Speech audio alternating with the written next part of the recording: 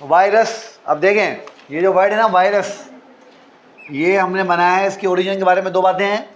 कुछ लोग कहते हैं कि ये ग्रीक वर्ड वायरॉन से बना हुआ है, और कुछ लोग समझते हैं कि ये लैटिन वर्ड वेनम से बना हुआ है। ठीक है, अब हमें ये बात ध्यान में रखनी है कि ये वायरॉन से बना हो या वेनम से बना हो, मतलब जो होता है दोनों वर्ड्स का, इन दोनों वर्ड का मतलब होता है पॉइजन, जहर। वो वायरॉन ले लो या वेनम ले लो, मतलब इसका क्या होगा, मतलब इसका होगा जहर। अब आप लोगों ने बात को ध्यान में रखना है कि हमने वायरस को जहर क्यों कहा होगा आपके ख्याल? शाबाश, वायरस को जहर क्यों कहा गया होगा? डिजीज कॉज करता था, बंदा मार देता था। और राइट, हाँ, और कोई खवातीन क्या लगता है क्या वजह होगी वायरस को पॉइजन कहने की? तो भाई खवातीन क्या हो गया?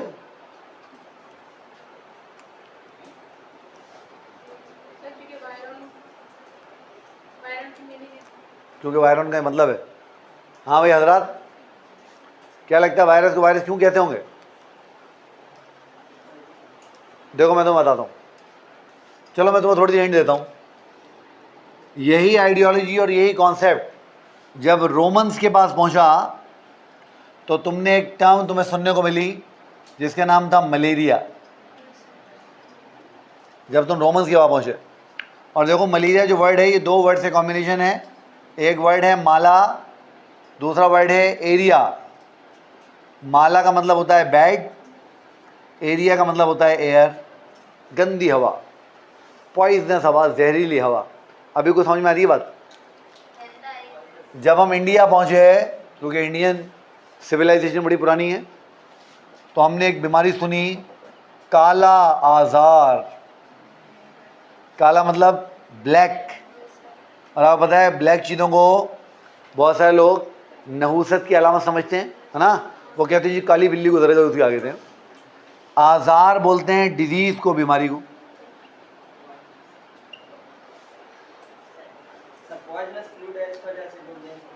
तो अब देखें ना, हर जगह कुछ ना कुछ हमें हिंट मिल रहा है जहाँ से हमें समझ में आ रहा है कि चीज़ें क्या हो रही होंगी। होता क्या था कि पुराने ज़माने में जब हमें चीज़ों की अंडरस्टैंडिंग नहीं थी बहुत ज़्यादा,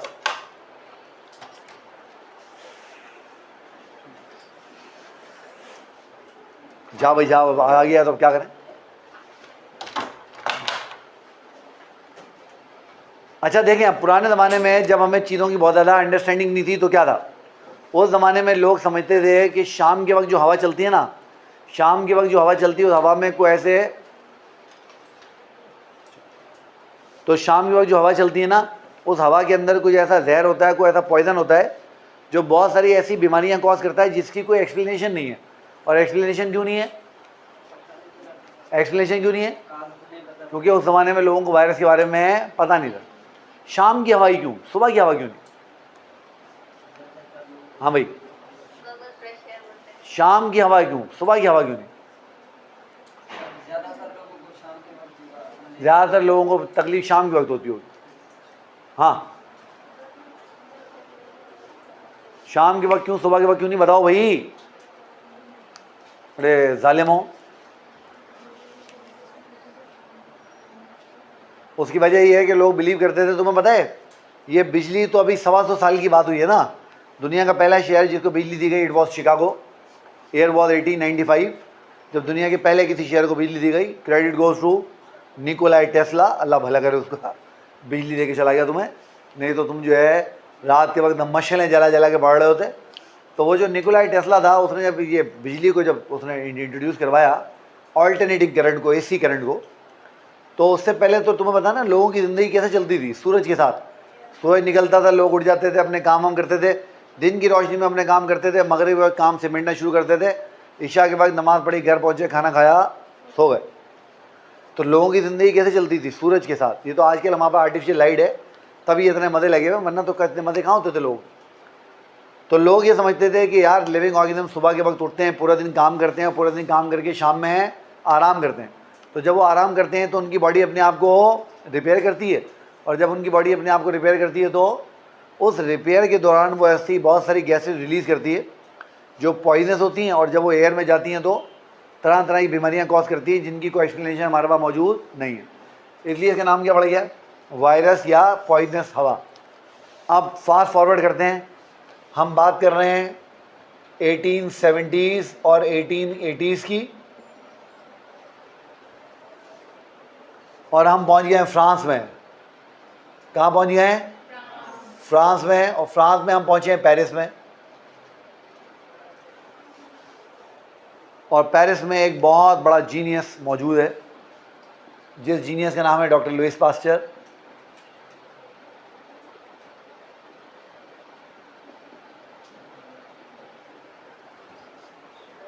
पास्चर वॉज फ्रेंच, और मरी बात ये, पास्चर मेडिकल डॉक्टर नहीं था, पास्चर वॉज बायोकेमिस्ट, वो बायोकेमिस्ट था। तो पास्चर ने एक अजीब व गरीब चीज़ देखी पेरिस के अंदर। उसने देखा कि पेरिस में अगर किसी को पागल कुत्ता काट लेता है तो लोग उसका इलाज कराने के लिए उसको डॉक्टर के पास लेके नहीं जाते, लोग उसका इलाज कराने के लिए उसको ले जाते हैं ब्लैक स्मिथ के पास। ब्लैक स्मिथ कौन होते हैं, लोहार, ये जो लोहे का काम करते हैं। और जब वो उसको ब्लैक स्मिथ के पास ले जाते हैं तो वो जो लोहार है, वो जो ब्लैक स्मिथ है, वो क्या करता है, आपने देखा ना, जो लोग लोहे का काम करते हैं उनको बड़ी बड़ी भट्टियाँ होती हैं, वो बड़े बड़े बर्नर्स होते हैं जहाँ वो लोहा गर्म करके नरम कर रहे होते हैं। तो उन्होंने देखा कि वो क्या करता है, वो एक जनाब बड़ी सी वो ले लेता है रॉड लोहे की, और लोहे की रॉड को वो भट्टी में डाल देता है, और जब वो बिल्कुल लाल हो जाती है, गर्म हो जाती है, तो जहाँ कुत्ते ने काटा था वहाँ उसको लगा देता है, वहाँ उसको लगा देता है। अब मरीज ताकतवर है तो बच गया, वरना ना मर्द ना मरीज दोनों साफ। समझ में आ रही बात नहीं? तो पास्चर ने जब ये देखा तो वो ऊपर से लेके नीचे तक हिल गया, और उसको समझ में आ गई बात कि ये काम सही नहीं हो रहा है। तो पास्चर चूँकि बहुत बड़ा जीनियस था, तो पास्चर ने ये तय कर लिया कि वो रेबीज़ की वैक्सीन बनाएगा। वो क्या बनाएगा, रेबीज़ की वैक्सीन बनाएगा। और रेबीज़ को आपको पता है ना, हाइड्रोफोबिया भी बोलते हैं। और ये वो जो बावला कुत्ता काट लेता है किसी को, वो जिसको आप पागल कुत्ता ही बोलते हैं, उसके काटने से होती, और सिर्फ पागल कुत्ते के काटने से नहीं होती, और भी बहुत सारे लोगों के काटने से हो सकती है। हाँ, वुल्फ के काटने से हो सकती है, फॉक्सिस के काटने से हो सकती है, बैट्स के काटने से हो सकती है, और अगर कोई ऐसी बिल्ली हो जिसकी किसी कुत्ते से लड़ाई हुई हो, कुत्ते ने उसको काटा हो और वो बिल्ली पागल हो गई हो, तो बिल्ली के काटने से भी हो सकती है, उनसे भी हो सकती है, बहुत सारे एनिमल से हो सकती है। तो पास्चर ने क्या किया, पास्चर ने पेरिस में लोगों को पैसे दिए, और पास्चर ने लोगों को पैसे देके क्या कहा कि शहर में जितने पागल कुत्ते हैं सबको पकड़ के ले आओ मेरे पास। क्योंकि पास्चर को ये बात पता थी कि जब पागल कुत्ता किसी को बाइट करता है ना तो रेबीज होती है, अदरवाइज रेबीज नहीं होती। तो उसने लोगों को पैसे दिए, और पेरिस में जितने पागल कुत्ते थे उसने कहा सबको पकड़ के ले आओ। तो लोगों ने पैसों के लालच में जाके वो जो पागल कुत्ते थे पूरे शहर के, उनको पकड़ा, और उनको पकड़ के लाके जो है पास्चर की लैब में जो है जमा कर दिया। जब वो सारे पागल कुत्ते पास्चर की लैब में जमा हो गए, तो पास्चर ने इसके साथ, इसका एक साथी था, उसके नाम था डॉक्टर चार्ल्स चैम्बरलेन। क्या नाम था उसका, doctor Charles Chamberlain. Doctor Charles Chamberlain और पास्चर ने मिलके एक फिल्टर बनाया था जिसको हम कहते हैं पास्चर चैम्बरलेन फिल्टर। क्या बोलते हैं उसको, पास्चर चैम्बरलेन फिल्टर, ये उस फिल्टर का नाम है। इसी को आम जबान में पोर्सिलियन फिल्टर भी बोलते हैं। इसी को आम जबान में क्या बोलते हैं, पोर्सिलियन फिल्टर। तुम्हें पता है ये बात कि बैक्टीरिया डिजीज़ कॉज करते हैं, चीज़ें ख़राब करते हैं, ये बात भी हमें सबसे पहले पास्चर ने बताई थी। बैक्टीरिया पैथोजेनिक हो सकते हैं, डिजीज़ कॉज कर सकते हैं, ये बात भी सबसे पहले किसने बताई थी, पास्चर ने बताई। तो पास्चर बहुत बड़ा जीनियस था। खैर बार, तो पास्चर ने क्या किया, वो जो कुत्ते उसने पकड़े हुए थे उनको पकड़ा, उनको पकड़ के उनके मुंह में स्लाइवा जमा किया, और स्लाइवा जमा करके उसको कहाँ डाला उन्होंने, पोर्सिलियन फिल्टर में से। क्योंकि पोर्सिलियन फिल्टर में 0.1 माइक्रोन साइज़ के पोर्स होते हैं, और सबसे छोटा जो बैक्टीरिया होता है उसका साइज़ होता है 0.2 माइक्रोन। तो पास्चर और चैम्बरलेन ये समझ रहे थे कि रेबीज़ कोई बैक्टीरिया कॉज कर रहा है, तो उन्होंने कहा जब हम इसको उसमें डालेंगे तो इससे ये फिल्टर हो जाएगा, बैक्टीरिया हमें मिल जाएगा, हम उसकी वैक्सीन बना लेंगे। मगर वो ये देख के हैरान रह गए कि पूरा का पूरा जो मटेरियल था वो फिल्टर हो गया, ऑल मटेरियल फिल्टर्ड, मगर उनको वहाँ पर कोई बैक्टीरिया नहीं मिला। But there wasn't any bacteria,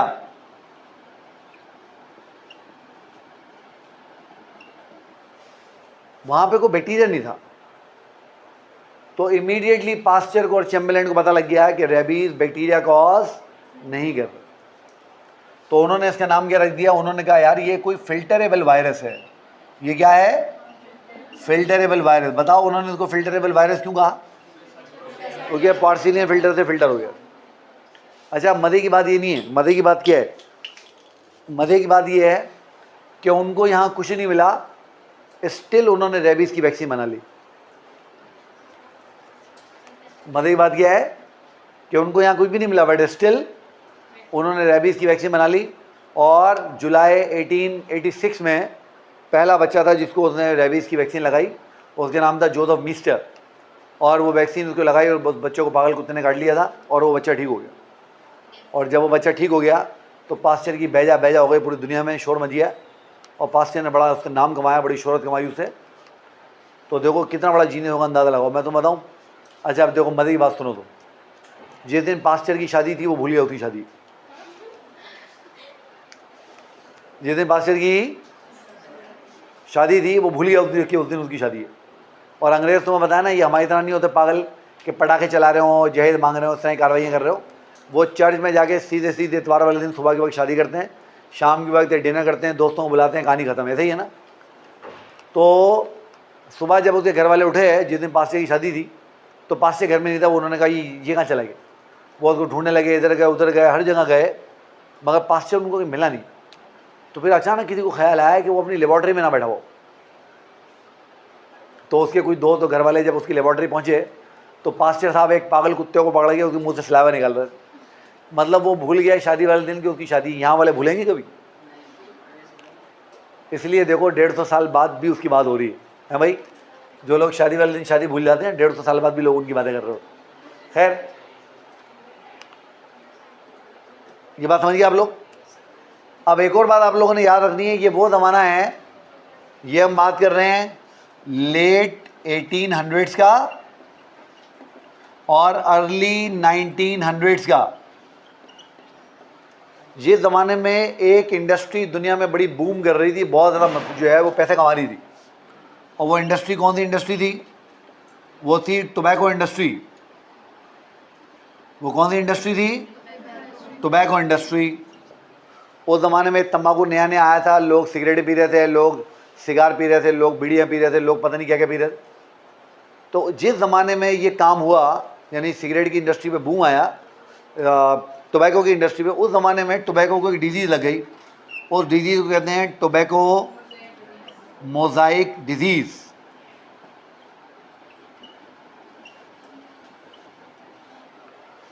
और टोबैको मोज़ाइक डिजीज़ क्या करने लगी बेटा? टोबैको मोज़ाइक डिजीज़ टोबैको के प्लांट को ख़राब करने लगी। टोबैको मोज़ाइक डिजीज़ टोबैको के प्लांट को ख़राब करने लगी। और जब टोबैको का प्लांट ख़राब होने लगा तो लोगों का बड़ा नुकसान होने लग गया। तो हुआ क्या? हुआ ये कि जो टोबैको के फार्मर थे, जो टोबैको के काश्त करने वाले थे, कल्टीवेटर थे, उन्होंने बहुत सारे रिसर्चर्स को पैसे दिए कि वो डिजीज़ का कोई तोड़ निकालें, कोई हल निकालें। तो उसी दौरान 1892 में आइवानोस्की, एक इसका पूरा नाम था डिमित्री आइवानोस्की। तो ये जो डिमित्री आइवानोस्की था, इसने क्या किया? डिमित्री आइवानोस्की ने सबसे पहले इस बात को आइडेंटिफाई किया। उसने एक टोबैको प्लांट जिसको टोबैको मोज़ाइक डिजीज़ लगी हुई थी, उस डिजीज़ का एक पत्ता लिया, उसको चूरा चूरा किया, उसको पानी के साथ मिला के उसका पेस्ट बनाया और पेस्ट बना के उसको एक फ्रेश टोबैको प्लांट को लगाया। और उसने क्या देखा कि उस टोबैको प्लांट को भी टोबैको मोज़ाइक डिजीज़ लग गई। तो आइवानोस्की पहला बंदा था जिसने हमें कहा कि ये डिजीज़ेस कम्युनिकेबल हैं। कैसी हैं? कम्युनिकेबल हैं। क्या मतलब हुआ?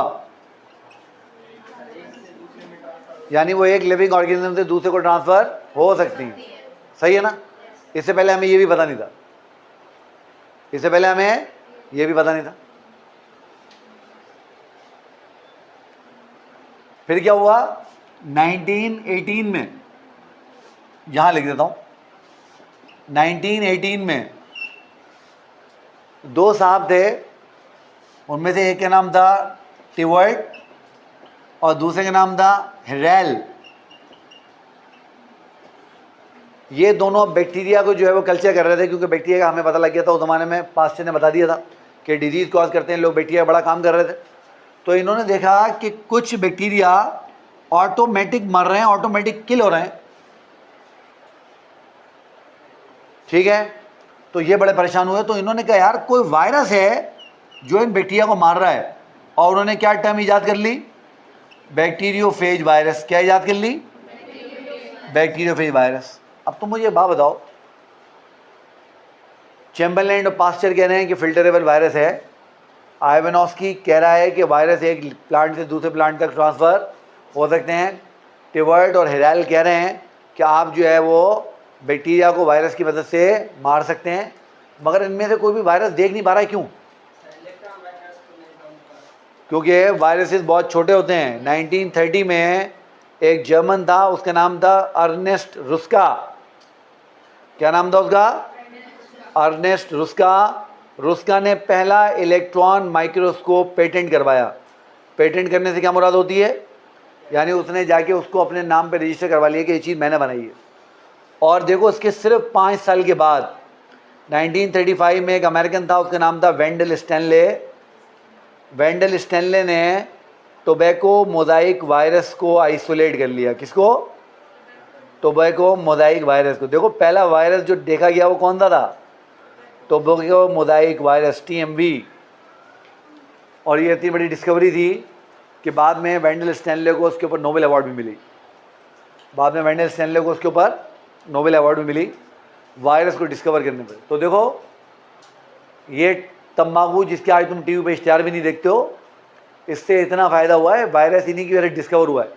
ना ये पैसे लगाते, ना फंड करते, ना रिसर्च होती, और ना हमें कहीं पता लगता है कि टोबैको मोज़ाइक वायरस भी कोई चीज़ है दुनिया में।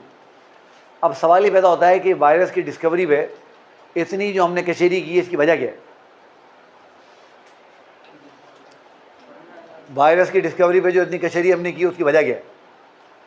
उसकी वजह है हमारा सिलेबस। हमारा सिलेबस कह रहा है वायरस के 4 टॉपिक में बात करो सिर्फ।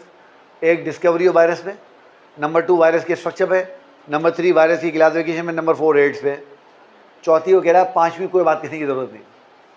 तो चूँकि डिस्कवरी ऑफ वायरस एक इंपॉर्टेंट टॉपिक है हमारे सिलेबस के हिसाब से, तो मैंने आपसे बात कर ली। अब आप इसको देखें, कुछ सवाल है तो मुझे बताएं, फिर हम चलते हैं वायरस का स्ट्रक्चर देख। बेटा मिटा दूँ? वायरल स्ट्रक्चर, जब भी हम किसी वायरस को देखते हैं तो हमें पता लगता है किसी भी वायरस के 2 फंडामेंटल पार्ट्स होते हैं। तो viruses have 2 fundamental parts.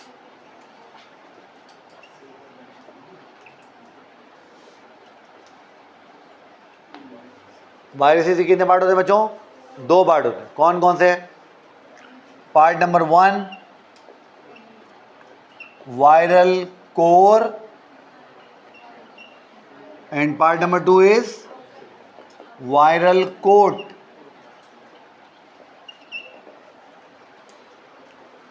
Core याद कर लें, अंदर वाला हिस्सा। कोर का मतलब अंदर वाला हिस्सा, और कोट मतलब बाहर वाला हिस्सा। जैसे आप कोट कपड़ों के ऊपर पहनते हो, कपड़ों के बाहर पहनते हो ना, तो कोट मतलब बाहर वाली लेयर। अब जब हम देखते हैं वायरल कोर को,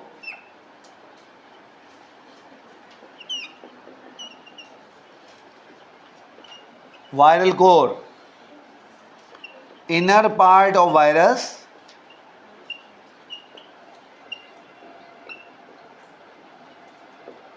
वायरल कोर जो है वायरस का इनर पार्ट है। और आप लोग ध्यान में रखा करें कि ये कैप्सिड के अंदर होगी, तो it is located inside the capsid. तो ये कैप्सिड के अंदर लोकेट करती है, ये कैप्सिड के है अंदर लोकेट करती है। अब जब हम वायरस की कोर को देखते हैं तो उसमें 2 चीज़ें हमें मिलती हैं। तो वायरल कोर कंटेन 2 कंपोनेंट्स।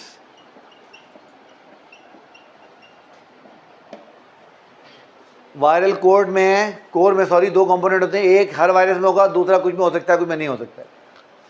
और वो 2 कंपोनेंट कौन कौन से हैं? पहला कंपोनेंट है बेटा वायरल जीनोम। पहला क्या है, आप लोगों को पता है जीनोम क्या होती है? हाँ, क्या होती है जीनोम बताओ? टोटल जीन जो किसी ऑर्गेनिज्म में मौजूद हो, ठीक है।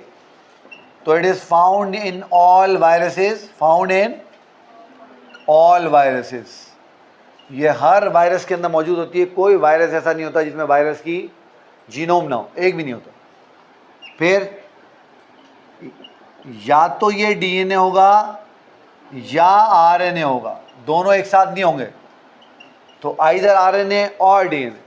तो अगर आरएनए होगा तो हम बोलेंगे यार ये आरएनए वायरसेस हैं, डीएनए होगा तो हम बोलेंगे ये डीएनए वायरसेस है, इस तरीके से होगा।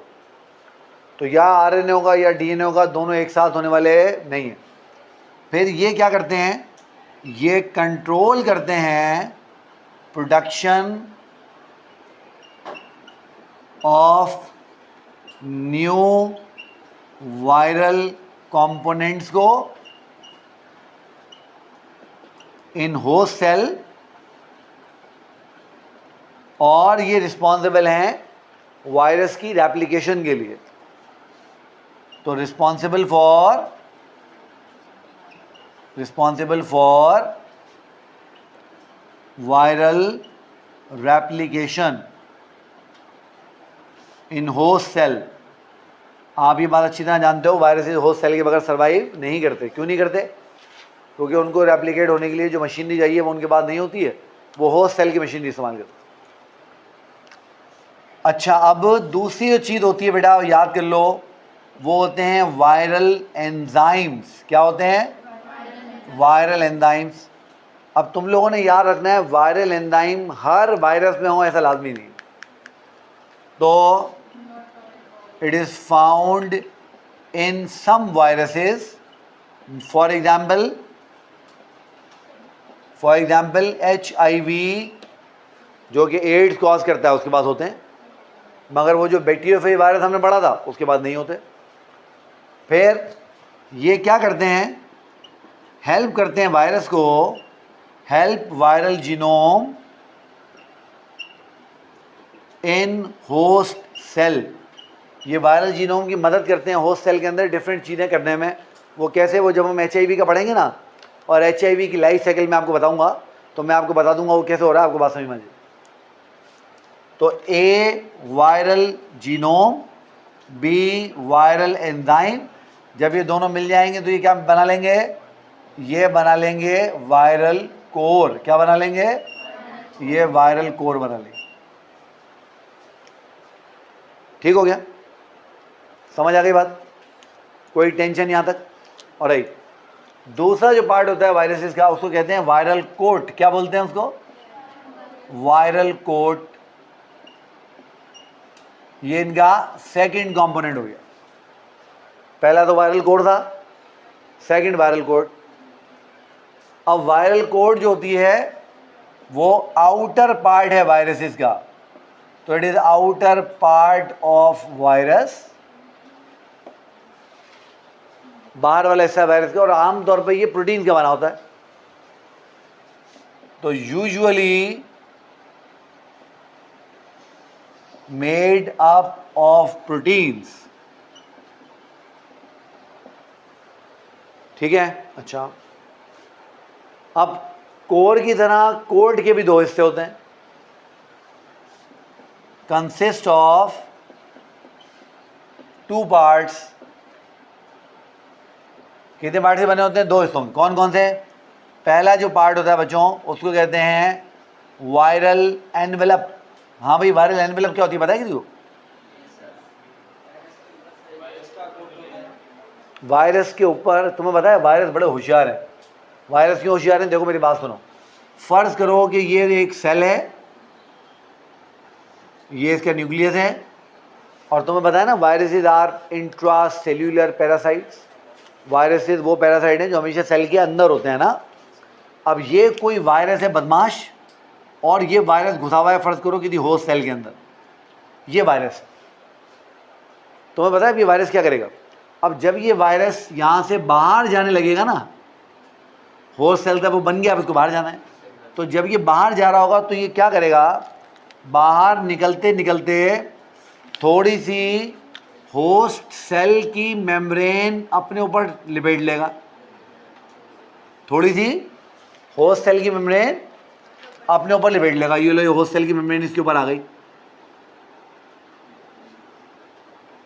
ये जो होस्ट सेल की मेम्ब्रेन इसके ऊपर आ गई। अब ये जो होस्ट सेल की मेम्ब्रेन इसके ऊपर आई है, ये क्या है इसकी, ये इसकी एनवेलप। अब बताओ इस एनवेलप का फायदा क्या हो? प्रोटेक्शन होगी। कैसे? फर्ज करो तुम्हारी बॉडी में ये वायरस घुसा, तुम्हारे सेल से निकला, तुम्हारे सेल की मेम्ब्रेन को इसने अपने ऊपर लिपेट लिया। अब ये तुम्हारे सेल की मेम्ब्रेन लिपेट के बाहर घूम रहा है। कोई WBC आया, WBC ने आके उसको पकड़ा, उसने देखा यार ये तो अपनी मेम्ब्रेन छोड़ के चला गया। बिल्कुल वैसे जैसे कोई इंडियन फौजी अगर पाकिस्तानी फौजियों का ड्रेस पहन के पाकिस्तान में घुस जाए तो क्या हम पहचान सकेंगे इंडिया का फौजी है? पहचान लेंगे, हो सकता है पकड़ भी लें, इंटेरोगेट करें, बहुत खप हो जाएगी ना लंबी, देखते ही नहीं पहचान सकेंगे। बात समझ में आ रही है ना आप लोग? ये बिल्कुल वैसे है। तो अब ये एनवेलप क्या होती है, ये कहाँ से निकलती है, याद कर लो। It is derived from host cell membrane. ये कहाँ से ड्राइव होती है, कहाँ से ली जाती है? होस्ट सेल की मेम्ब्रेन से। और ये हमेशा कहाँ होती है एनवेलप के बाहर? Located outside the envelope. और ये कहाँ होती है? एनवेलप के बाहर होती है। अब जब ये एनवेलप के बाहर होती है तो इसलिए जब भी कोई हमारा WBC इस वायरस के पास आएगा तो सबसे पहले उसको क्या नजर आएगी? उसको मेम्ब्रेन नजर आएगी, जो अपनी ही मेम्ब्रेन होगी। तो ज़्यादातर केसेस में वो उसको छोड़ के चले जाएंगे। अब तुम लोग बात ध्यान में रखना कि चूंकि ये सेल मेम्ब्रेन से बनी है ना, तो ये किसकी बनी हुई होती है? ये लिपोप्रोटीन की बनी हुई होती है। क्योंकि हमारी सेल मेम्ब्रेन किसकी बनी हुई है? लिपोप्रोटीन लेयर की बनी हुई है। और ये क्या करता है? ये प्रोटेक्ट करती है वायरस को, protect virus from host defence mechanism.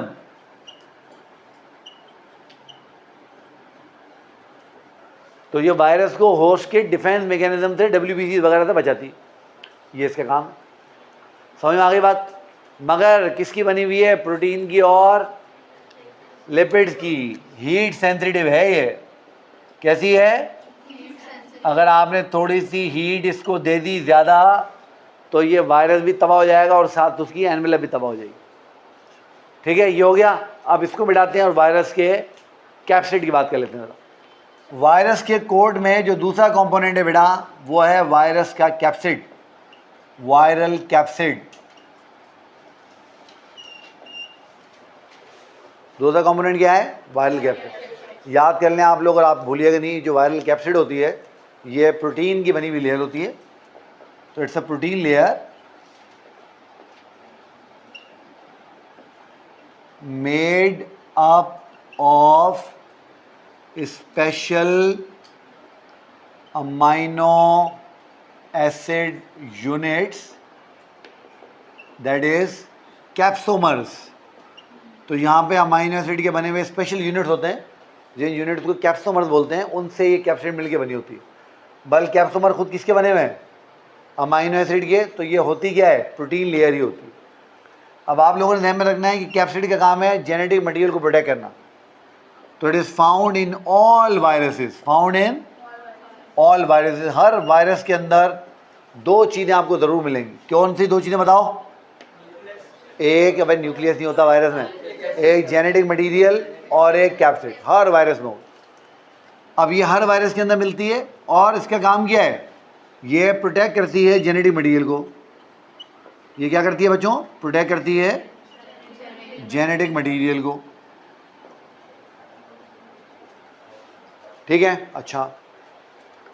अब जब हम कैप्सिड को देखते हैं तो कैप्सिड में हमें कैप्सोमर की अरेंजमेंट दो तरह से नजर आती है। तो on the basis of arrangement of capsomers,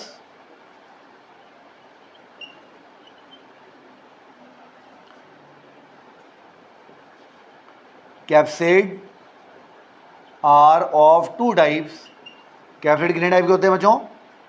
capsid 2 type के होते हैं, और वो 2 टाइप कौन कौन सी है वहाँ लिखते हैं। इसको मिटा दूँ?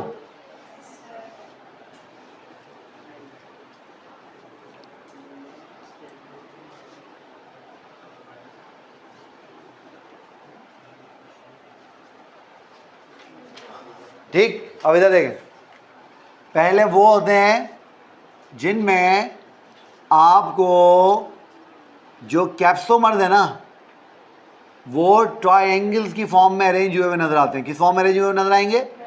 ट्रायंगल्स की फॉर्म में। और याद कर लो जो ट्रायंगल होंगे ना वो ट्रायंगल्स भी याद कर लें, भूलना नहीं है, वो ट्रायंगल भी 20 इन नंबर होंगे। कितने होंगे? 20 इन नंबर। अब जरा देखो, इधर देखो,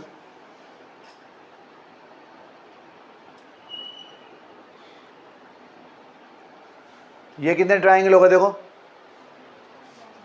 1 2 3 4 5 6 7 8 9, 9 इधर होंगे, 9 इसके पीछे भी तो होंगे ना, 3D में ही बनाना है।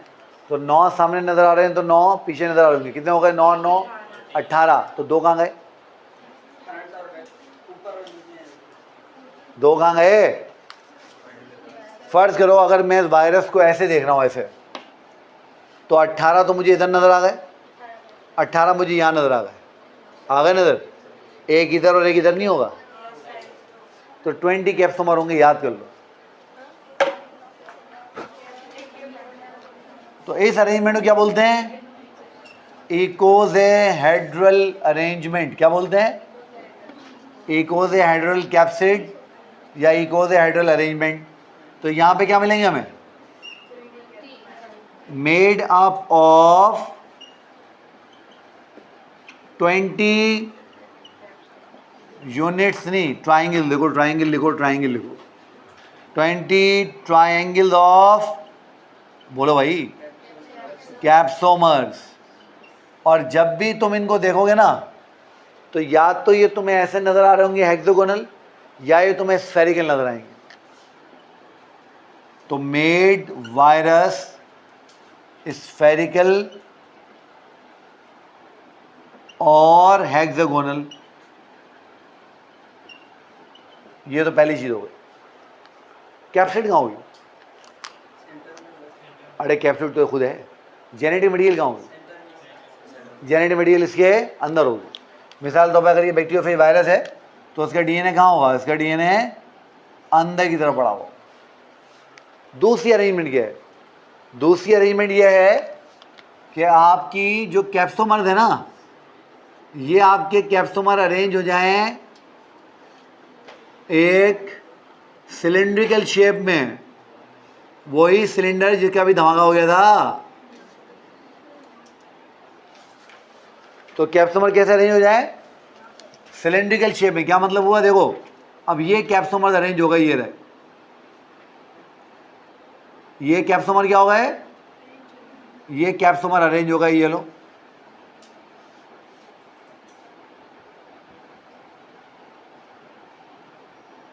ये कैप्सोमर अरेंज हो गए। अरे ये तो मैंने लंबा पंगा ले लिया, कितने कैप्सोमर बनाऊंगा?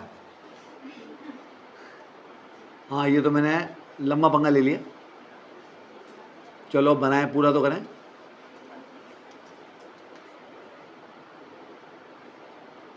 बड़ी मेहनत करवाते हो तुम बच्चे यार। फिर इधर देखो, इसका जो जेनेटिक मटेरियल होगा वो कहाँ होगा? इसके अंदर होगा। कहाँ होगा? सिलेंडर के अंदर होगा। अब ये जो अरेंजमेंट आपको नजर आ रही है इसको कहते हैं हेलिकल अरेंजमेंट। क्या बोलते हैं? Helical arrangement.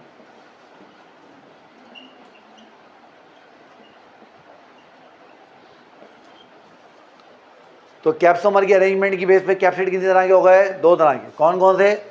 इकोज़ेहेड्रल, जहाँ पे 20 ट्राइंगल होंगे, किसके? कैप्सोमर के। और ये आपको या तो स्फेरिकल नजर आएंगे या हेक्सागोनल नजर आएंगे। और हेलिकल में क्या होगा? सिलेंड्रिकल अरेंजमेंट होगी। कैसी अरेंजमेंट होगी? सिलेंड्रिकल अरेंजमेंट होगी। और ये या तो रॉड लाइक होंगे या स्टिक लाइक होंगे। ठीक, तो आप जल्दी से मेरे साथ ओवरव्यू कर लो। हमने क्या पढ़ा? हमने पढ़ा कि जो वायरस होते हैं, वायरस के जो स्ट्रक्चर होता है उसके दो पार्ट होते हैं। कौन कौन से पार्ट? एक वायरल कोर और एक वायरल कोट। फिर हमने देखा कि जो वायरल कोर है उसमें दो चीज़ें होती हैं, जेनेटिक मटेरियल होगा और एंजाइम होंगे। जेनेटिक मटेरियल सब में होगा, एंजाइम कुछ में होंगे, कुछ में नहीं होंगे। फिर जेनेटिक मटेरियल या आरएनए होगा या डीएनए होगा।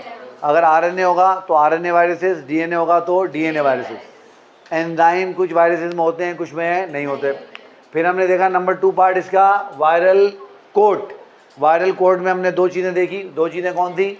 पहली हमने देखी वायरल एनवेलप, जो वायरस कहाँ से लेता है? होस्ट सेल से लेता है।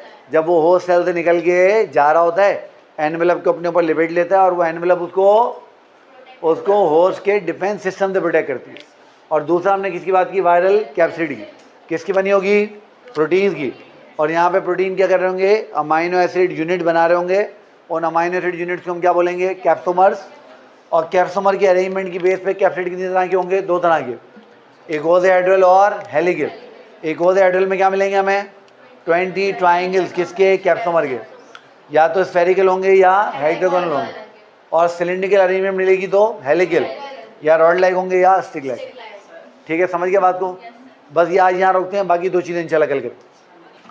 तो जब हम वायरस की क्लासिफिकेशन की बात करते हैं तो हमें पता लगता है कि वायरस को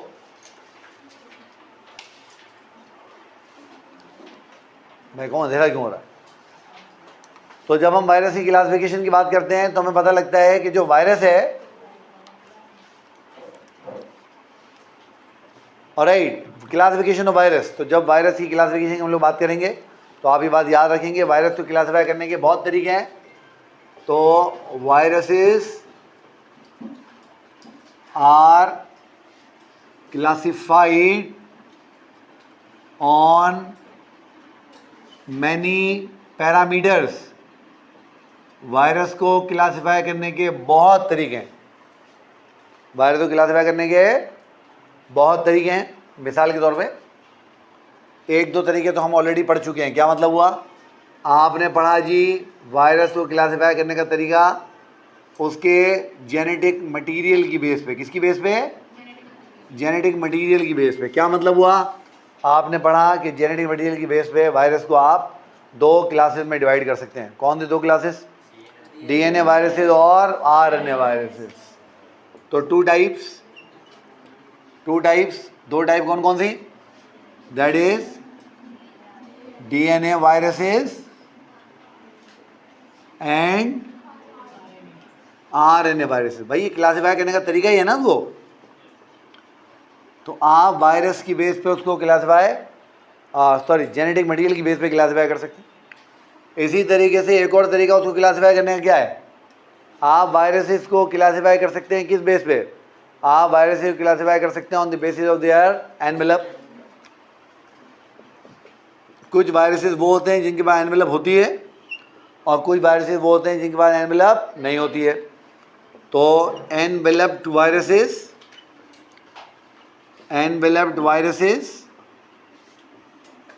विद एनवेलप और नंबर 2 अनइनवेलप्ड वायरसेस विदाउट एनवेलप। तो देखो एक तरीका ये भी है उसको क्लासिफाई करने का। और क्या तरीका हो सकता है इनको क्लासिफाई करने का? On the basis of number of capsomeres. Capsomeres की अरेंजमेंट की बेस पे और नंबर की बेस पे, दोनों बेसिस पे क्लासिफाई कर सकते हैं। Number of capsomeres, her virus का नंबर ऑफ कैप्सोमर दूसरे वायरस से मुख्तलिफ होता है। तो all viruses have different number of capsomeres. तो आप कैप्सोमर्स की बेस पे वायरस को क्लासिफाई कर सकते हैं। ये क्या बंद कर दिया कैसे? ये मेरे ख्याल है घुमा दिया शहजादे ने हमारे, जब ये लाइट को चेक कर रहे थे उस वक्त। तो एक तो तरीका क्या है, एक तो तरीका है कि आप उसको कैप्सोमर उसके पास कितने हैं उसकी बेस पे क्लासीफाई करते हैं। दूसरा एक तरीका हम देख चुके हैं, अरेंजमेंट ऑफ कैप्सोमर। किसके ऊपर? Arrangement of capsomere. वो हमने देखा था ना जब हम वायरस का स्ट्रक्चर पढ़ रहे थे कि अरेंजमेंट ऑफ कैप्सोमर की बेस पे वायरसेस दो तरह के थे। कौन से? एक हेलिकल वायरसेस थे और दूसरे इकोहेड्रल वायरसेस थे। याद आ रहा है ना आप लोग?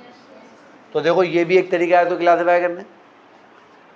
एक और तरीका है इसको क्लासीफाई करने का क्या है कि आप इसको होस्ट की बेस पे क्लासीफाई कर दो। किसकी बेस पे क्लासीफाई कर दो? होस्ट की बेस पे। तो ऑफ फॉलोइंग टाइप्स, तो होस्ट की बेस पे जो वायरसेस होते हैं वो कुछ टाइप के होते हैं। और वो टाइप कौन कौन सी होती हैं? नंबर 1 उनमें हम कहते हैं जी एनिमल वायरसेस, जिनको हम जू वायरसेस भी कहते हैं। जू वायरस नाम से पता लग रहा है क्या करेंगे? एनिमल सेल्स को इन्फेक्ट करेंगे, क्योंकि वायरसेस हमेशा में पैरासाइट की फॉर्म में मिलते हैं। तो ये एनिमल इन्फेक्शन कॉज करेंगे। क्या कॉज करेंगे? Animal infection. Number 2 plant viruses, जिनको आप फाइटो वायरसेस भी बोलते हो। प्लांट वायरसेस या फाइटो वायरसेस, ये हमेशा किस में इन्फेक्शन कॉज करेंगे? प्लांट में इन्फेक्शन कॉज करेंगे। ये लो भाई, एक वायरसेस वो जो बैक्टीरिया में इन्फेक्शन कॉज करते हैं। कौन से? Bacteriophage viruses. कौन से वायरसेस? Bacteriophage virus. तो बैक्टीरियोफेज वायरस किस में इन्फेक्शन कॉज करते हैं? तो they cause infection in bacteria. और इन्फेक्शन आपको पता है ना, इन्फेक्शन क्या होता है? जब कोई माइक्रो ऑर्गेनिज्म किसी लिविंग ऑर्गेनिज्म की बॉडी के अंदर घुस जाए और वहाँ जाके अपना नंबर बढ़ाना शुरू कर दे, तो उसको आप क्या बोलते हो बेटा? उसको आप इन्फेक्शन बोलते हो। मगर आपका जो पीएमडीसी का सिलेबस है ना, वो असल में जिस क्लासिफिकेशन की हमसे बात करना चाहता है वो है बाल्टीमोर क्लासिफिकेशन। वो कौन सी क्लासिफिकेशन है? Baltimore classification of viruses. और इसको हमें समझना है, इसकी हमने बात करनी है। तो आज हम इसको समझने की कोशिश करेंगे। ये बाल्टीमोर जो है वो डेविड बाल्टीमोर एक वायरोलॉजिस्ट हैं जिन्होंने रिवर्स ट्रांसक्रिप्टेज एंजाइम को डिस्कवर किया था और रिवर्स ट्रांसक्रिप्टेज एंजाइम के ऊपर उन्होंने काम किया था। और डेविड बाल्टीमोर को इसके ऊपर नोबेल अवार्ड भी मिली हुई है। तो डेविड बाल्टीमोर ने वायरसेस को क्लासीफाई करने का एक नया तरीका जो है वो हमें बताया। तो आज हम बाल्टीमोर क्लासिफिकेशन की बात करेंगे। मगर इससे पहले कि मैं आपसे बाल्टीमोर क्लासिफिकेशन की बात करूं, आइए एक चीज़ हम लोग समझ लेते हैं, क्योंकि वो बाल्टीमोर क्लासिफिकेशन में जगह जगह हमारे सामने आई। इधर देख, अब तो डेविड बाल्टीमोर,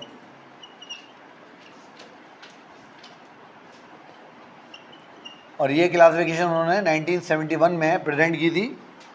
और इन्होंने बहुत काम किया है रिवर्स ट्रांसक्रिप्टेज एंजाइम के ऊपर, जिस पर मैंने आपको बताया इनको नोबेल अवार्ड भी मिली हुई है। अच्छा, अब आप लोग बात ध्यान में रखें, आपको एक नॉर्मल प्रोसेस पता है। वो नॉर्मल प्रोसेस क्या है कि आपके पास होता है आपका डीएनए। आपके पास क्या होता है? आपका डीएनए। अब ये डीएनए कहाँ बैठा हुआ है? ये डीएनए बैठा हुआ है सेल के अंदर, न्यूक्लियस में। और इसने एक सेल से कोई काम करवाना है। फ़र्ज़ करो इसने माइटोकॉन्ड्रिया से कोई काम करवाना है, या इसने एंडोप्लाज्मिक रेटिकुलम से कोई काम कराना है, या इसने गोल्जी से कोई काम कराना है। अब ये माइटोकॉन्ड्रिया, एंडोप्लाज्मिक रेटिकुलम, गोल्जी, ये सारे कहाँ बैठे हुए? साइटोप्लाज्म। और डीएनए खुद कहाँ बैठा हुआ है? न्यूक्लियस में। तो इसको किसी तरीके से अपना मैसेज कहाँ तक पहुँचाना है? इसको किसी तरीके से अपना मैसेज साइटोप्लाज्म तक पहुँचाना है। अब ये कैसे पहुँचाएगा? आप जानते हैं, बड़ा मशहूर प्रोसेस है। एक प्रोसेस होता है जिसको आप कहते हैं ट्रांसक्रिप्शन। क्या कहते हो? ट्रांसक्रिप्शन। क्या कहते हो बच्चों? ट्रांसक्रिप्शन। और ट्रांसक्रिप्शन में आप जानते हो क्या होता है? डीएनए अपना मैसेज कॉपी करता है और मैसेज कॉपी करके किसको दे देता है? एमआरएनए को। किसको दे देता है? एमआरएनए को, मैसेंजर आरएनए, एमआरएनए दे दिया होता मैसेज। अब जरा देखना ध्यान से। उसके बाद नॉर्मली क्या होता है कि ये जो एमआरएनए होता है ये चला जाता है साइटोप्लाज्म में। ये कहाँ चला जाता है? साइटोप्लाज्म में। और साइटोप्लाज्म में क्या होता है? वहाँ बैठे होते हैं ट्रांसफ़र आरएनए और वहाँ मौजूद होते हैं राइबोसोम। कौन मौजूद होते हैं? राइबोसोम। राइबोसोम एमआरएनए को अटैच होने की जगह देता है, बैठने की जगह देता है। और ट्रांसफ़र आरएनए वो जो कोड होता है उस कोड को पढ़ता है और पढ़ के डीएनए जो प्रोटीन बनवाना चाहता है वो प्रोटीन बना लेता है। तो ये आपका प्रोटीन बन गया। फिर बाद में कभी कभी आप इस प्रोटीन के अंदर कुछ चेंजेस भी करते हो, वो according to the need of cell आप क्या करते हो, ये जो प्रोटीन है ना, इस प्रोटीन के अंदर थोड़ी बहुत चेंजेस भी कर देते हो। फ़र्ज़ करें कि आपने इस प्रोटीन के साथ फ़र्ज़ करते हैं इस जगह आपने सल्फ़र लगा दिया और फ़र्ज़ करें इस जगह आपने फॉस्फोरस लगा दिया, तो वो इसको कहते हैं पोस्ट ट्रांसलेशनल मॉडिफिकेशन। वो कभी आप पढ़ेंगे तो देखें। तो ये नॉर्मल प्रोसेस है ना, ये साइटोप्लाज्म में हो रहा है, राइबोसोम ये सारा काम कर रहा है। ये बात ठीक हो गई, ये नॉर्मल प्रोसेस है। अब जो प्रोसेस मैं आपको बताऊंगा उसके लिए नॉर्मल प्रोसेस को समझना बहुत ज़रूरी है। अब ये आपको समझ में आ गया, उसको मिटाऊं। अब देखें इसी प्रोसेस को मैं यहाँ बना रहा हूँ। इधर देखो, ये रहा जनाब अली हमारा डीएनए, ये रहा हमारा डीएनए। क्या हुई? ट्रांसक्रिप्शन। क्या हुई बच्चों? ट्रांसक्रिप्शन हुई। और ट्रांसक्रिप्शन होने के नतीजे में क्या बनेगा बताओ? एमआरएनए बनेगा। ये हमारा एमआरएनए बन गया, ये हमारा एमआरएनए। ध्यान से बात समझनी है बहुत। अब क्या हुआ? अनहोनी हो गई। अनहोनी क्या हुई कि ये जो एमआरएनए है ना, इस एमआरएनए से नॉर्मल प्रोसेस में क्या बनना चाहिए? प्रोटीन। मगर सेल ने क्या किया? सेल ने इससे प्रोटीन बनाने के बजाय एक डीएनए का स्ट्रैंड बना लिया और बाद में उसी डीएनए के स्ट्रैंड को देख के एक डीएनए का स्ट्रैंड और बना लिया और डीएनए का मॉलिक्यूल तैयार हो गया। ये डीएनए का एक स्ट्रैंड था, इसको कहते हैं सिंगल स्ट्रैंड डीएनए, एसएसडीएनए। अब तुम मुझे बताओ कि ये जो हमने एमआरएनए से डीएनए बनाया, हमने ट्रांसक्रिप्शन की या ट्रांसक्रिप्शन को हमने उल्टा कर दिया? ट्रांसक्रिप्शन को हमने उल्टा कर दिया, क्योंकि ट्रांसक्रिप्शन में क्या होता है? डीएनए से आरएनए बनता है। यहाँ हमने क्या किया? आरएनए से डीएनए बनाया। ऐसे ही हुआ ना? तो ट्रांसक्रिप्शन रिवर्स हो गई, नहीं हो गई? इस प्रोसेस को बच्चों याद कर लो, कहते हैं रिवर्स ट्रांसक्रिप्शन। क्या कहते हैं इसको? Reverse transcription. और इसके लिए भी नीड एन एंजाइम जिसका नाम है रिवर्स ट्रांसक्रिप्टेज। क्या नाम है उसका? Reverse transcriptase. ये वही रिवर्स ट्रांसक्रिप्टेज एंजाइम है जिस पे डेविड बाल्टीमोर को नोबेल अवार्ड मिला था, है ना? अब हम जो वायरस की क्लासिफिकेशन अभी पढ़ेंगे थोड़ी देर में, उसमें ये रिवर्स ट्रांसक्रिप्टेज दो जगह हमारे सामने आएगा, इसलिए उसको याद रखना। अब वो वायरसेस जिनके पास रिवर्स ट्रांसक्रिप्टेज होता है वो क्या करते हैं? ट्रांसक्रिप्शन को चला देते हैं बैकवर्ड डायरेक्शन में, और वो वायरसेस याद कर लो रेट्रो वायरसेस कहलाते हैं। क्या कहलाते हैं? Retro virus. देखो वर्ड है रेट्रो, इसका मतलब होता है बैकवर्ड। रेट्रो का मतलब क्या होता है? बैकवर्ड, चीज़ों को पीछे ले जाना। तो चूंकि ये एमआरएनए से वापस डीएनए बना रहा है तो चीज़ें पीछे लेके जा रहा है ना, that's why they are known as retro viruses. तो रेट्रो वायरसेस कौन से वायरस होते हैं? वायरसेस दैट कंटेन, शाबाश, क्या? Reverse transcriptase, reverse transcriptase enzyme. और मैं अब टाइम बचाने के लिए आपकी इजाज़त से इसको कैपिटल आर और कैपिटल टी लिखूंगा सिर्फ, ताकि टाइम बचे हमारा। रिवर्स ट्रांसक्रिप्टेज, ये बात समझ में आ गई? ये बात क्लियर हो गई? दूसरी बात जो इस क्लासिफिकेशन में बहुत जगह पे सामने आएगी, अगर ये दो बात समझ ली ना तो फिर ये क्लासिफिकेशन बच्चों का खेल है। इधर देखो, ये तुम्हारे पास एक होस्ट सेल था, मैं इसका न्यूक्लियस वगैरह नहीं बना रहा अभी कोई, ध्यान से देखना। ये तुम्हारे पास एक और होस्ट सेल है, इसका भी मैं अभी न्यूक्लियस वगैरह कुछ भी नहीं बना रहा। एक वायरस आया, वायरस इसके ऊपर आके अटैच हुआ, वायरस के पास उसका जेनेटिक मटेरियल था, ये रहा, ये आरएनए है फर्ज कर रहे हैं, और इसने अपना जेनेटिक मटेरियल जो आरएनए था वो होस्ट सेल में इंसर्ट कर दिया। ये होस्ट सेल में उसने इंसर्ट कर दिया। इसने क्या किया? ये जो जेनेटिक मटेरियल था, इस जेनेटिक मटेरियल ने पहले रेप्लिकेट किया। क्या किया?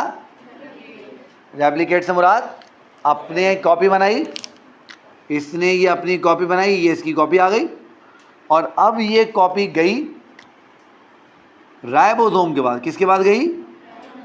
राइबोसोम के पास गई। राइबोसोम के पास जाके अटैच हो गई, ये राइबोसोम पर जाके अटैच हो गई, और इसने इससे क्या बना लिया? इसने इससे अपना प्रोटीन बना लिया, वायरस का प्रोटीन बना लिया। फर्ज करो ये कोई वायरल प्रोटीन है, ये बात हो गई। अब देखो यहां पर एक दूसरा वायरस है हमारे पास, ये उसका जेनेटिक मटेरियल है, ये होस्ट सेल से अटैच हुआ, इसने अपना जेनेटिक मटेरियल होस्ट सेल में एंटर किया, ये जेनेटिक मटेरियल सीधा राइबोसोम के पास गया, और राइबोसोम के पास जाकर इसने वो प्रोटीन बना ली जो प्रोटीन वायरस की प्रोटीन थी, जिसको हम वायरल प्रोटीन बोल रहे हैं। ये लो वायरल प्रोटीन आ गई, ये रही वायरल प्रोटीन। ठीक है, दोनों के एक्शन में क्या फर्क हुआ? शाबाश। दोनों के एक्शन में क्या फर्क हुआ? ये पहले अंदर गया और इसने अपनी कॉपी बनाई, और फिर इसकी कॉपी ने जो काम करना था वो किया। और यहाँ पर क्या हुआ? इसने अपनी कॉपी नहीं बनाई, इसने डायरेक्ट mRNA के तौर पे काम किया और डायरेक्ट प्रोटीन बनाना शुरू कर दिया। सही है, याद कर लो। वो वायरसेस जो होस्ट सेल में एंटर होने के बाद पहले अपनी कॉपी बनाते हैं mRNA की। अब ये mRNA है ना, क्योंकि राइबोसोम के पास कौन जाएगा? mRNA। तो वो वायरसेस जो पहले अपनी कॉपी बनाते हैं और फिर उनकी कॉपी प्रोटीन बनाती है, इनको कहते हैं बेटा, याद कर लो, नेगेटिव सेंस वायरस। क्या बोलते हैं इनको? या इनको एक नाम और भी देते हैं, इनको कहते हैं माइनस स्ट्रैंड वायरस। इनको क्या बोलते हैं? Minus strand virus. सही है। ये जो वायरस हैं इनको कहते हैं पॉजिटिव सेंस वायरसेस।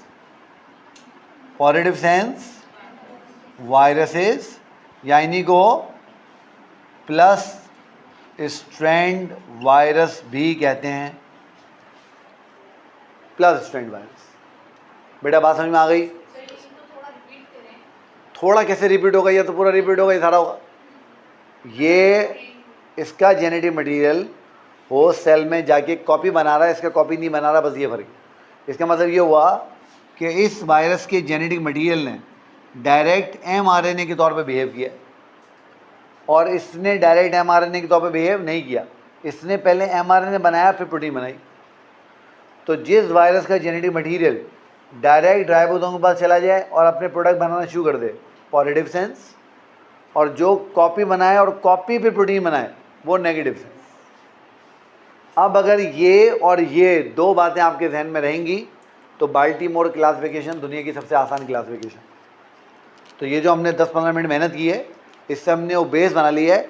अब मैं उस वाले उसको मिटाऊंगा, आपसे बोलूँगा किताब खोलें, क्लास का नाम पढ़ें, और आप मुझे खुद बता रहे होंगे उसका मतलब क्या।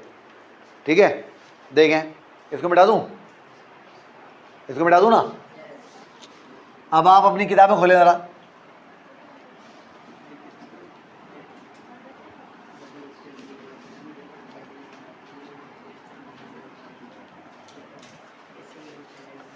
अब हम बात करने जा रहे हैं किसकी? बाल्टीमोर क्लासिफिकेशन की।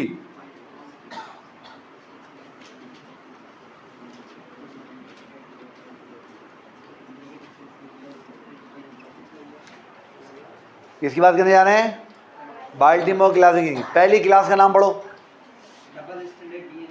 रुक जाओ, पहली क्लास का नाम क्या पढ़ रहे हैं हम लोग? Double stranded DNA virus. अच्छा अब देखो, मेरी बात सुनो। कोई ऐसी बात जो इस नाम में समझ में ना आ रही हो?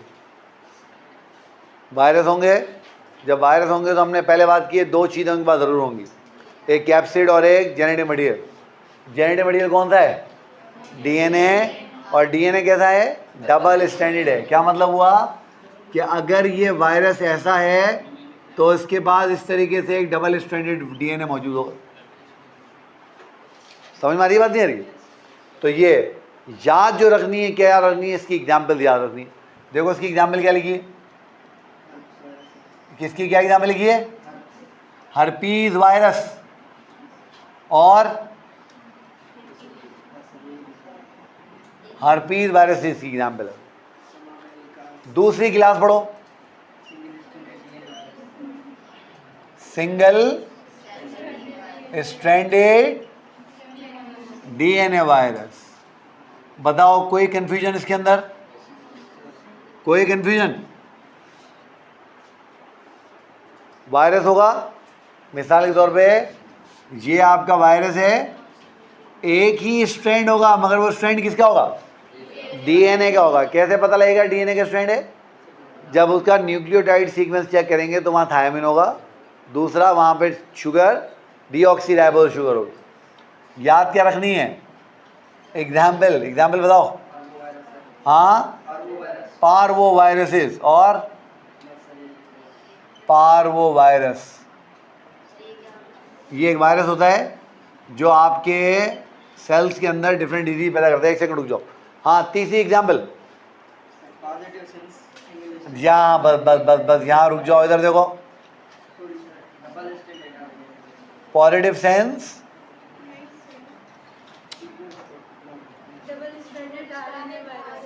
Double stranded RNA viruses. अब देखो मेरी बात सुनो, समझ में आ गया?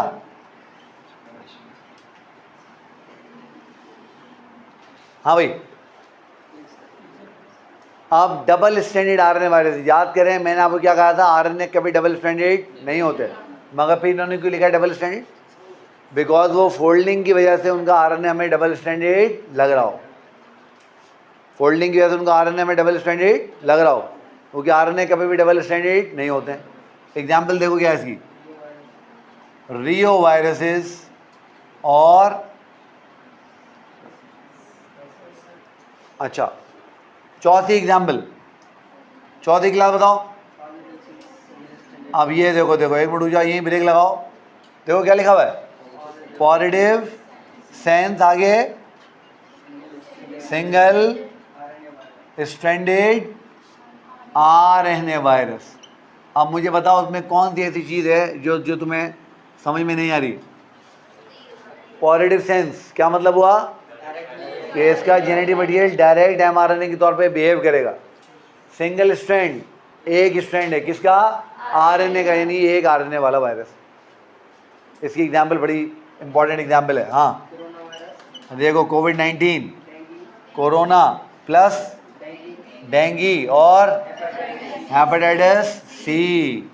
और मेरी ये गट फीलिंग है, मुझे ऐसा लग रहा है कि इस साल एनडी टेस्ट में इसके ऊपर सवाल आएगा।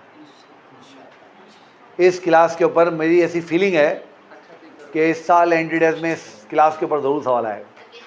पता नहीं मुझे ऐसी फीलिंग आ रही है कि वो या तो आपसे पूछेंगे कि corona virus, dengue virus, hepatitis C virus are members of, ये 3-4 क्लासों के नाम लिखे होंगे, आपको नाम चूज करने होंगे। या वो आपसे पूछ लेगा कि which of the following is an example of positive sense single strand RNA virus. क्योंकि कोविड बहुत बड़ा एक हैवक अभी गया है पिछले दिनों, डेंगी हमारे माशरे में बहुत है, हेपेटाइटिस सी बहुत है। मुझे लग रहा है, पता नहीं क्यों मुझे अंदर से बार बार ये आवाज़ आ रही है कि इस साल इसके ऊपर एनडी में सवाल आएगा, तो ऐसा मुझे लग रहा है। नहीं, मैं तो खैर क्या निकलूँगा, मेरे से काम बनवाते हैं पेपर, वो मेरे से पेपर बनवाएंगे तो बच्चे कानों हाथ लगाएंगे। हाँ, 5वीं क्लास देखो कौन सी है, जिंदाबाद। अब देखो कौन सी है, नेगेटिव सेंस। अब देखो नेगेटिव सेंस सुनते ही तो तुम्हारा दिमाग कहाँ जाएगा कि ये जेनेटिक मटेरियल एंटर करके पहले कॉपी बनाएगा फिर काम करेगा। हाँ, negative sense single strand RNA virus. कितना आसान हो गया ना। ये लो, इसकी भी एग्जाम्पल बड़ी इंपॉर्टेंट एग्जाम्पल है। कौन सी? रैप्टो वायरस, रेबीज, वो जो हमने बात की थी, पागल कुत्ता जो काट लेता है, उससे होती है रैप्टो वायरस और पैरामाइक्सो वायरस, पैरामाइक्सो वायरस याद कर लो क्या कॉज करता है, मीजल्स और मम्प्स। ये दो बड़ी कॉमन बीमारियां हैं जो ये कॉज करते हैं। मीजल तो आपको पता है ना, खसरा, और मम्प्स वो जो आपने देखा ना, वो बच्चों के यहाँ से सूज जाते हैं, कान बड़े बड़े हो जाते हैं वो। हाँ भाई, छठी क्लास कौन सी है? हाँ कौन सी है? Single strand RNA virus. अच्छा रुक जाओ, नहीं अब रुक जाओ। अब इसकी, हाँ अब इसकी हमें डायग्राम बनानी पड़ेगी। इसकी अब हमें डायग्राम बनानी पड़ेगी। HIV इसकी एग्जाम्पल है, इसकी हम डायग्राम बनाते हैं। इसको बताऊँ? चलो यहाँ पे डायग्राम बनाता हूँ उस जगह पे। ये तुम्हारा है होस्ट सेल, ध्यान से देखना। ये कौन सा सेल है तुम्हारा? होस्ट सेल है। अभी हमारी मजबूरी है, हमें इसका न्यूक्लियस बनाना पड़ेगा। क्यों? उसकी वजह है अभी तो बताता हूँ। ये मैंने इसका न्यूक्लियस बना लिया। अब तुम याद कर लो, इसके न्यूक्लियस में ये इसका DNA है। ठीक हो गया? HIV की बात कर रहे हैं। HIV आया और HIV आके अटैच हो गया इस होस्ट सेल के ऊपर। HIV के पास RNA के 2 सिंगल स्ट्रैंड होते हैं, याद कर लो। HIV के बाद RNA के 2 सिंगल स्ट्रैंड होते हैं। हमने समझना है ना, तो हम उसमें से एक उठा लेंगे। ठीक हो गया? हमने चूंकि समझना है तो हम इनमें से एक उठा लेंगे। तो ये इसका एक स्ट्रैंड अंदर आ गया। अब याद कर लो, ये कौन सा स्ट्रैंड है? ये RNA। क्या है बच्चों? RNA। अब ये जो आपका, अल्लाह आपको नेकी दे, HIV है, ये ऐसे काम नहीं कर सकता। इसको पहले इस DNA के साथ जाके मिलना है। अब हमें पता है RNA DNA से डायरेक्ट नहीं मिल सकता, तो अब ये क्या करेगा? इसके पास होता है एंजाइम। कौन सा एंजाइम? जिसकी अभी थोड़ी देर पहले हमने बात की थी। कौन सा एंजाइम होता है? Reverse transcriptase. मैंने कहा था मैं इसको RT लिखूंगा आपकी इजाज़त से। ये सबसे पहले क्या करेगा? इससे एक स्ट्रैंड बनाएगा DNA का, और उसके बाद क्या करेगा? इसी एक स्ट्रैंड से DNA का एक स्ट्रैंड और बना लेगा। अब देखो, RNA ने क्या बना लिया? DNA बना लिया, क्योंकि रिवर्स ट्रांसक्रिप्शन में ऐसे होता है। अब पता है क्या होगा? अब ये DNA जाके मिल जाएगा होस्ट के DNA के साथ। किससे मिल जाएगा? होस्ट के DNA के साथ। कहाँ मिल गया? फर्ज करो यहाँ मिल गया इस जगह पर, फर्ज करो यहाँ मिल गया इस जगह पर, फर्ज करो जी यहाँ मिल गया इस जगह पर। ये होस्ट के DNA से मिल गया। अब जब ये होस्ट के DNA से मिला, तो वायरस, तुम मुझे बताओ होस्ट सेल में क्या करता है? बताओ शाबाश। वायरस होस्ट सेल में अपने जैसे नए वायरस बनाता है। और HIV कौन सा वायरस है? RNA वायरस है। तो ये क्या करेगा? अब इस DNA को बोलेगा, भाई ज़रा मेरे RNA तो बना के दे दोबारा, और ये DNA वापस क्या बनाने लग जाएगा? उसके RNA बनाने लग जाएगा। अब देखो मेरी बात सुनो, क्लास का नाम देखो क्या है? क्लास का नाम देखो क्या है? हाँ नाम देखो, क्लास क्या है? Single stranded RNA virus with DNA intermediate. अब देखो मेरी बात सुनो, DNA कहाँ पर है? DNA कहाँ पर है? दरमियान में है, बीच में है, इंटरमीडिएट है। तो अब देखो शुरू में क्या था? इधर देखो, शुरू में क्या था? क्या था? RNA। आखिर में क्या था? RNA। दरमियान में क्या बना? DNA बन गया। अब यही बात समझ में? तो सिंगल स्ट्रैंडेड RNA वायरस, देखो RNA के 2 स्ट्रैंड हैं, सही है, मगर दोनों सिंगल स्ट्रैंड है। तो single stranded RNA virus with DNA intermediate. अभी बात समझ में आई? तो इस तरीके से ये काम चला पूरा, इस तरीके से ही काम चला। एग्जाम्पल HIV, एग्जाम्पल क्या है इसकी? ह्यूमन इम्यूनो डेफिशिएंसी वायरस, जो एड्स कॉज करता है। अगला टॉपिक वही करना है हम लोगों ने, अगला टॉपिक हमने एड्स वाला ही करना है। ये समझ में आ गई बात? अभी इसको मिटाऊं? अगली क्लास देखो कौन सी है? इसके उलट है।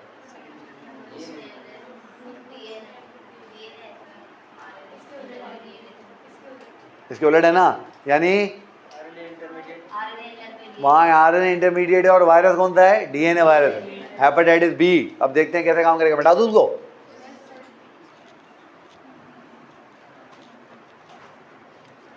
इधर देखो, ये फिर तुम्हारा मैंने सेल बना लिया है एक, ठीक। अब इसके न्यूक्लियस को मैं साइड में कर देता हूँ, न्यूक्लियस की हमें ज़रूरत पड़ेगी नहीं वैसे, फिर भी मैं इसको साइड में बना लेता हूँ। वायरस आया और वायरस आके बैठ गया किसके ऊपर? वो सेल के ऊपर। और देखो इसके पास क्या है? इसके पास DNA है। क्या है इसके पास? DNA। इसने अपने होस्ट सेल में अपना जेनेटिक मटेरियल इंसर्ट कर दिया, ये लो ये DNA आ गया। अब वायरस मुझे बताओ होस्ट सेल में क्यों गया है? अपने जैसे नए वायरस बनाने के लिए। और नए वायरस बनाने के लिए उसको क्या चाहिए? प्रोटीन चाहिए, कैप्सिड बनानी है ना। और प्रोटीन बनाने के लिए हमें क्या चाहिए होगा? mRNA। तो अब क्या होगा? ये सबसे पहले RNA बनाएगा। ये सबसे पहले क्या बनाएगा? RNA। और ये RNA क्या करेगा?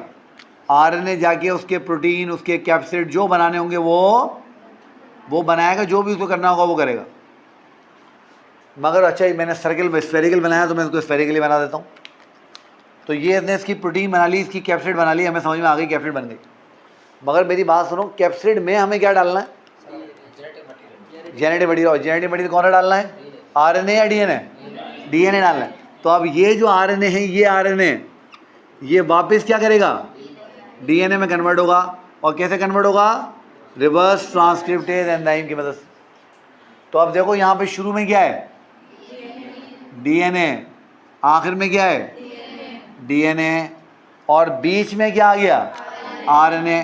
क्लास का नाम पढ़ो, क्या है? क्लास का नाम क्या है? डबल स्ट्रैंडेड, हाँ बोलो, DNA, शाबाश, वायरस विद RNA इंटरमीडिएट। समझ में आ गई बात? हेपेटाइटिस बी इसकी एग्जाम्पल है। हेपेटाइटिस बी इसकी एग्जाम्पल। तो शुरू में भी DNA, आखिर में भी DNA, बीच में RNA। तो ये हो गई आपकी बाल्टीमोर क्लासिफिकेशन। ये कौन सी क्लासिफिकेशन हो गई आपकी? बाल्टीमोर क्लासिफिकेशन, जो आपका सिलेबस चाहता है कि वो आप उसको पढ़ें। तो ये सारे क्लासेस सारे मैंने आपको बेस बता दिया, सब कुछ कर दिया। कोई सवाल है तो फरमाइए। आज ये काम यहाँ रोकेंगे। अब हमारे पास सिर्फ HIV का टॉपिक रह गया है, वो इंशाल्लाह कल। हाँ, अब सिर्फ इसमें HIV का टॉपिक रह गया है, वो इंशाल्लाह नेक्स्ट टाइम इस चैप्टर को वाइंड अप कर देंगे और फिर नया चैप्टर शुरू करेंगे। ऑलराइट। अच्छा बच्चों, आज हमने बात करनी है एक्वायर्ड इम्यून डेफिशिएंसी सिंड्रोम यानी एड्स की। अब हमारा जो टॉपिक है, हमारा जो सिलेबस है, हमारे सिलेबस में 4 चीज़ें वायरस की शामिल हैं। डिस्कवरी ऑफ वायरस हम लोग पढ़ चुके हैं, स्ट्रक्चर ऑफ वायरस हम लोग पढ़ चुके हैं, क्लासिफिकेशन ऑफ वायरस हम लोग पढ़ चुके हैं। आज हम क्या पढ़ेंगे? एड्स का टॉपिक। और जब एड्स हम लोग पढ़ लेंगे तो उसके बाद जो कुछ छोटी मोटी चीज़ें हैं वो भी हम देख लेंगे। अब आप लोगों ने ध्यान में रखना है कि बेटा जो एड्स है, एक्वायर्ड इम्यून डेफिशिएंसी सिंड्रोम, ये एक वायरल इन्फेक्शन है जो कि एक वायरस कॉज करता है, cause by human immuno deficiency virus, human immuno deficiency virus. और देखो यहीं से इसकी शॉर्ट फॉर्म बनती है HIV, human immuno deficiency virus, HIV। अब ये जब हम इम्यून सिस्टम पढ़ेंगे, जब हम आखिर में फर्स्ट ईयर को एंड कर रहे होंगे और इम्यूनिटी पढ़ेंगे, तब आपको पता ना, इम्यूनिटी तो आपको पता नहीं क्या होती है। इम्यूनिटी एक ऐसा प्रोसेस है जहाँ पर लिविंग ऑर्गेनिज्म, अगर उनकी बॉडी में कोई फॉरेन सब्सटेंस आ जाए, बॉडी के बाहर से कोई चीज़ आ जाए, तो उसको रेजिस्ट करते हैं, इम्यूनिटी के साथ जो बड़ी ज़्यादती हम लोग करते हैं ना, हम लोग इम्यूनिटी को नत्थी कर देते हैं, इम्यूनिटी को बांध देते हैं। किसके साथ? माइक्रो ऑर्गेनिज्म के साथ। हालांकि ये थोड़ा सा गलत है। Immunity is ability to resist foreign materials. अब वो फॉरेन मटीरियल कोई माइक्रो ऑर्गेनिज्म भी हो सकता है, वो कोई पोलन ग्रेन भी हो सकता है, कोई डस्ट पार्टिकल भी हो सकता है, एनिमल फर भी हो सकती है, मट्टी भी हो सकती है, कुछ पानी भी हो सकता है, किसी फौजी को या किसी शख्स को लगी हुई गोली भी हो सकती है, तो वो कुछ भी हो सकता है। तो ये बात ध्यान में रखा करो। तो viral infection cause by human immuno deficiency virus. अब ये करता क्या है बेसिकली कि दिस वायरस यानी that is HIV weakens our acquired immunity. अब ये भी तुम्हें याद है, तुम लोग पढ़ के आओ फर्स्ट ईयर में है कि हमारे पास इम्यूनिटी दो तरह की होती है। एक इम्यूनिटी वो होती है जिसको लेके हम पैदा होते हैं, जो अल्लाह ताला हमें गिफ्ट देते हैं, हमें तोहफा देते हैं। हमारी स्किन है, हर माइक्रो ऑर्गेनिज्म को रोक रही है। हमारी नोज़ में बाल हैं, हर माइक्रो ऑर्गेनिज्म को रोक रहे हैं। हमारे ट्रैकिया में, ब्रोंकाई में म्यूकस है, माइक्रो ऑर्गेनिज्म को पकड़ रहा है। हमारे पास स्टमक के अंदर HCl है, माइक्रो ऑर्गेनिज्म को पकड़ रहा है, मार रहा है। समझ रहे हो ना बात मेरी? तो ये बात आप लोग ध्यान में रखें। बट एक इम्यूनिटी आपको पता है कौन सी इम्यूनिटी होती है? जो हम ज़िंदगी में माइक्रो ऑर्गेनिज्म से एक्सपोज होते हैं, और जब एक्सपोज होते हैं तो उसके वजह से इम्यूनिटी डेवलप करते हैं। यानी इन्फेक्शन होता जाएगा, बीमार होते जाएंगे, इम्यूनिटी डेवलप होती जाएगी। तो ये उस दूसरे वाली इम्यूनिटी को कमज़ोर कर देता है। अब कैसे? वो जब हम इम्यूनिटी वाला चैप्टर पढ़ेंगे तो हम इसकी डिटेल में बात करेंगे। मैं एक्वायर्ड इम्यूनिटी आपको समझाऊंगा, एक स्टेप बताऊंगा, 2 मिनट में आप समझ जाएंगे क्या हो रहा है। अब आप लोगों ने ध्यान में रखना है कि जब इसने हमारी एक्वायर्ड इम्यूनिटी को वीक कर दिया ना, तो अब जो लिविंग ऑर्गेनिज्म है, वो लिविंग ऑर्गेनिज्म एड्स की वजह से नहीं मरेंगे। एड्स ने इम्यूनिटी कमज़ोर कर दी, जिसकी वजह से कोई इन्फेक्शन बार बार होने लग जाएंगे, उसकी वजह से लिविंग ऑर्गेनिज्म जो है वो ट्रबल में आ जाएंगे। तो this weakening of immunity, this weakening of immunity will lead to, ये जो इम्यूनिटी कमज़ोर हो गई, इम्यूनिटी वीक पड़ गई, इससे क्या होगा? It will lead to repeated infection. इससे बार बार इन्फेक्शन होंगे, विच इवेंचुअली, आगे मैं लिख देता हूँ ब्रैकेट में, इफ़ नॉट ट्रीटेड, अगर इसका कोई इलाज नहीं करवाया गया, if not treated will lead to death। तो अगर इसका कोई जल्दी से कोई ट्रीटमेंट ना किया गया, अब तो इसके ट्रीटमेंट ऑप्शन अवेलेबल हैं, पहले तो बिल्कुल भी नहीं था, अब तो अवेलेबल है। तो अगर इसका ट्रीटमेंट ना किया गया, इसको काबू करने की कोशिश नहीं की गई, तो ये किसी भी लिविंग ऑर्गेनिज्म को, जिस इंसान को हुई है, उसको मार देगी। अब जब हम एक्वायर्ड इम्यून डेफिशिएंसी सिंड्रोम को देखते हैं तो हमें सबसे पहले देखनी है कि HIV की ट्रांसमिशन कैसे होती है। हाँ भाई, HIV की ट्रांसमिशन कैसे होगी, बताओ मुझे। HIV की ट्रांसमिशन यानी HIV फैलती कैसे है? पूरी दुनिया में सबसे ज़्यादा जो उसका कॉमन रूट है वो थ्रू सेक्सुअल कांटेक्ट है, थ्रू सेक्सुअल कांटेक्ट है। हम चूँकि पाकिस्तान में रहते हैं, हम कहेंगे जी हस्बैंड से वाइफ को और वाइफ से हस्बैंड को HIV ट्रांसमिट हो जाता है, मगर हमें पता है ना ऐसा लाजमी नहीं। क्या ख्याल है? आप देखते हैं दुनिया के बहुत सारे मुल्क हैं, वेस्टर्न कंट्रीज़ हैं, वहाँ पे लोग शादी के बगैर भी एक दूसरे के साथ रह रहे होते हैं। वो क्या कहते हैं उसको? Living relationship. वो बॉयफ्रेंड गर्लफ्रेंड का जो चक्कर होता है, तो वहाँ पर वो हम इसको हमें ऐसे कहना चाहिए, मेल से फीमेल को और फीमेल से मेल को HIV ट्रांसफ़र हो जाता है। सबसे कॉमन रूट है पूरी दुनिया में, याद कर लो। और इसके रूट क्या हो सकते हैं? Through contaminated blood.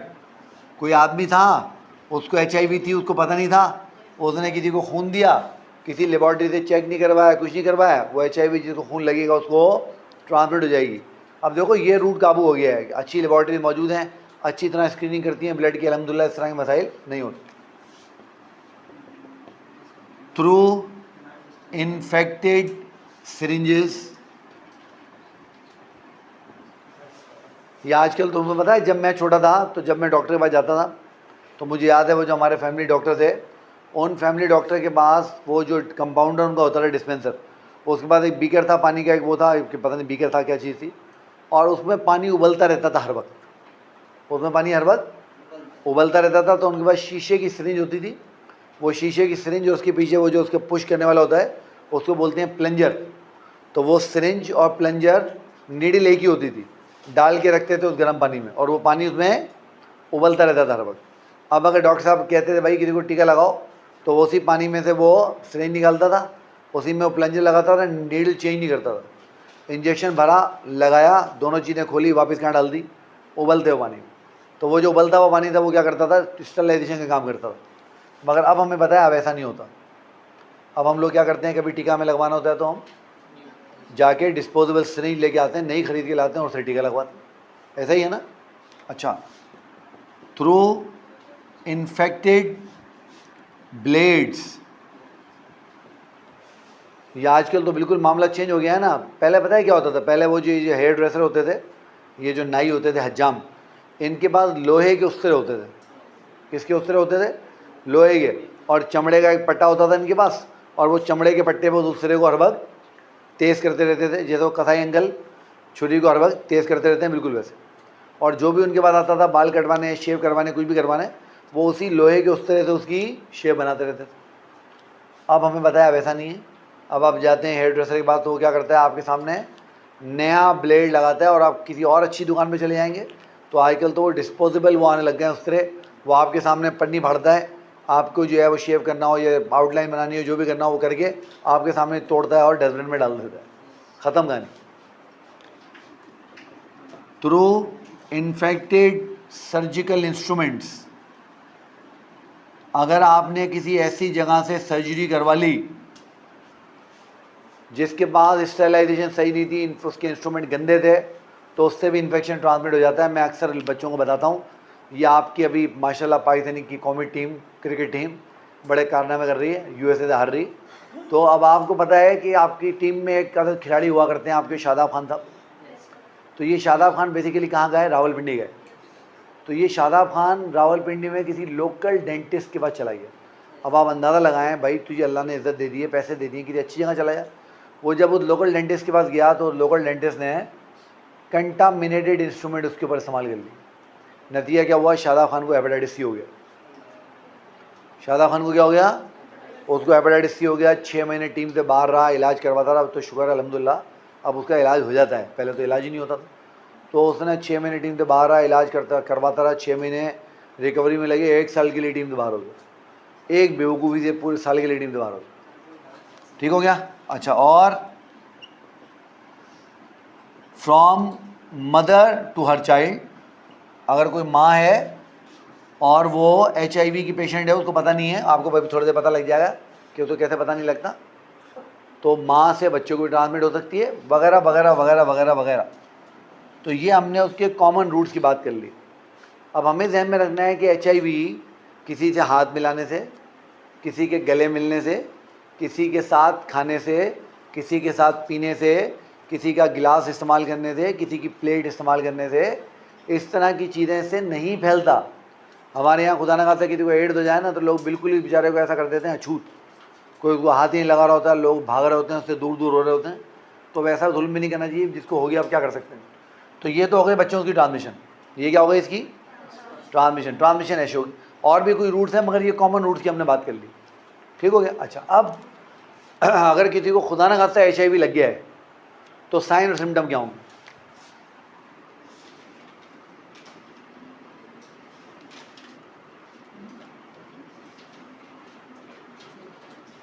अब खुदा न खास्ता अगर किसी को HIV लग गई तो साइन और सिम्टम क्या होंगे। देखो, जब भी कोई वायरल इन्फेक्शन होता है, याद कर लो, जब भी कोई वायरल इन्फेक्शन होगा, पहले जो सिम्टम होंगे ना, पहले सिम्टम वो हमेशा फ्लू लाइक इलनेस होगी। सबसे पहले क्या होगा, फ्लू लाइक इलनेस। जैसे आपको कभी फ्लू हो जाता है और आप देखते हैं फ्लू में क्या होगा, नाक जो है बहरी होगी, सर में दर्द हो रहा होगा, गले में खारिश हो रही होगी, नाक में खारिश हो रही होगी, छींकें आ रही होंगी। तो ये वो सारे सिम्टम होंगे जो फ्लू लाइक इलनेस के सिम्टम आएंगे। उसके बाद क्या होगा, then symptom free period for many months और ईयर्स। फिर कई महीनों, कई सालों तक बंदा सिम्टम फ्री रहेगा। डिपेंड करेगा उसकी इम्यूनिटी कितनी तगड़ी है। अगर तो उसकी इम्यूनिटी बहुत स्ट्रांग है तो कुछ लोग ऐसे होते हैं जिनकी इम्यूनिटी इतनी स्ट्रांग होती है कि वो HIV ले तो लेते हैं, एक्वायर कर लेते हैं, मगर वो HIV कभी उनको बीमार नहीं कर पाता। क्यों नहीं कर पाता? उनकी इम्यूनिटी बड़ी तगड़ी होती है। वो क्या बन जाते हैं? कैरियर। खुद पेशेंट नहीं है मगर इन्फेक्शन आगे ट्रांसमिट कर सकते, कैरियर बन जाते हैं। मगर ज़्यादातर की इम्यूनिटी ऐसी नहीं होती है। तो अब डिपेंड करेगा कि उसकी इम्यूनिटी कितनी तगड़ी है, उसके हिसाब से चंद महीने या कई सालों तक उसके सिम्टम नहीं आएंगे। फिर क्या होगा? HIV का मैंने तुम्हें अभी समझाया, अपना कोई सिम्टम नहीं होता। HIV में क्या होगा? Then symptom related with repeated infection. उसको कोई इन्फेक्शन होने लगेगा और कोई इन्फेक्शन उसको बार बार होने लगेगा, कोई इन्फेक्शन उसको बार बार होने लगे। तुम्हें पता है ये जो डॉक्टर्स होते हैं ये इम्यून कॉम्प्रोमाइज़ को आइडेंटिफाई ऐसे करते हैं कि कोई पेशेंट था, फ़र्ज़ करो कि निमोनिया हो गया बेचारे को, आपने उसकी ट्रीटमेंट की, 10, 12, 15 दिन उसका इलाज चला, वो ठीक हो गया, 10 दिन बाद फिर आ गया, फिर उसको वही मसला हो रहा है। फिर उसका इलाज कर दिया, फिर वो ठीक हो गया, चला गया, कुछ अर्से बाद फिर हो गया, फिर वही मसला हो रहा है। इस तरीके से कोई आदमी था, उसको डायरिया हो गया, उसका ट्रीटमेंट हुआ, वो ठीक हो गया, कुछ अर्से बाद दोबारा आ गया, फिर डायरिया हो रहा है। फिर उसका ट्रीटमेंट हुआ, फिर ठीक हो गया, फिर चला गया, कुछ अर्से बाद फिर वापस आ गया, फिर डायरिया हो रहा है। तो अगर कोई इन्फेक्शन रिपीट हो रहा हो, बार बार अपने आप को रिपीट कर रहा हो, तो ये बड़ी स्ट्रॉन्ग साइन होती है कि उसमें इम्यून सिस्टम कॉम्प्रोमाइज़ हो रहा है। लाजमी नहीं है कि उसका HIV हो, इम्यून सिस्टम की कॉम्प्रोमाइज़ के और भी बहुत सारे वो होती हैं बीमारियाँ, मगर इस तरीके से। अच्छा फिर देखो, जब वो बार बार बीमार पड़ेगा तो क्या होगा? जब वो बार बार बीमार पड़ेगा तो उसको वेट लॉस होगा। भाई बीमार हो रहा है बार बार, उसको जनरलाइज वीकनेस होगी, कमज़ोरी महसूस करेगा वो। क्यों कमज़ोरी क्यों महसूस करेगा? क्योंकि बीमार हो रहा है बार बार। अगर कोई आदमी बीमार रहता हो बार बार तो आप देखते हैं ना, वो थका थका रहने लग जाता है, कि एनर्जी बिल्कुल ख़त्म हो जाती है बेचारी। और उसके अलावा क्या होगा? ये जो HIV है ना, ये ब्रेन सेल्स को, न्यूरॉन्स को बड़े बुरी तरीके से डैमेज करता है। तो बार बार वो ज़्यादा ही भूलने लगेगा, डिमेंशिया होने लग जाएगा। डिमेंशिया मतलब लॉस ऑफ मेमोरी।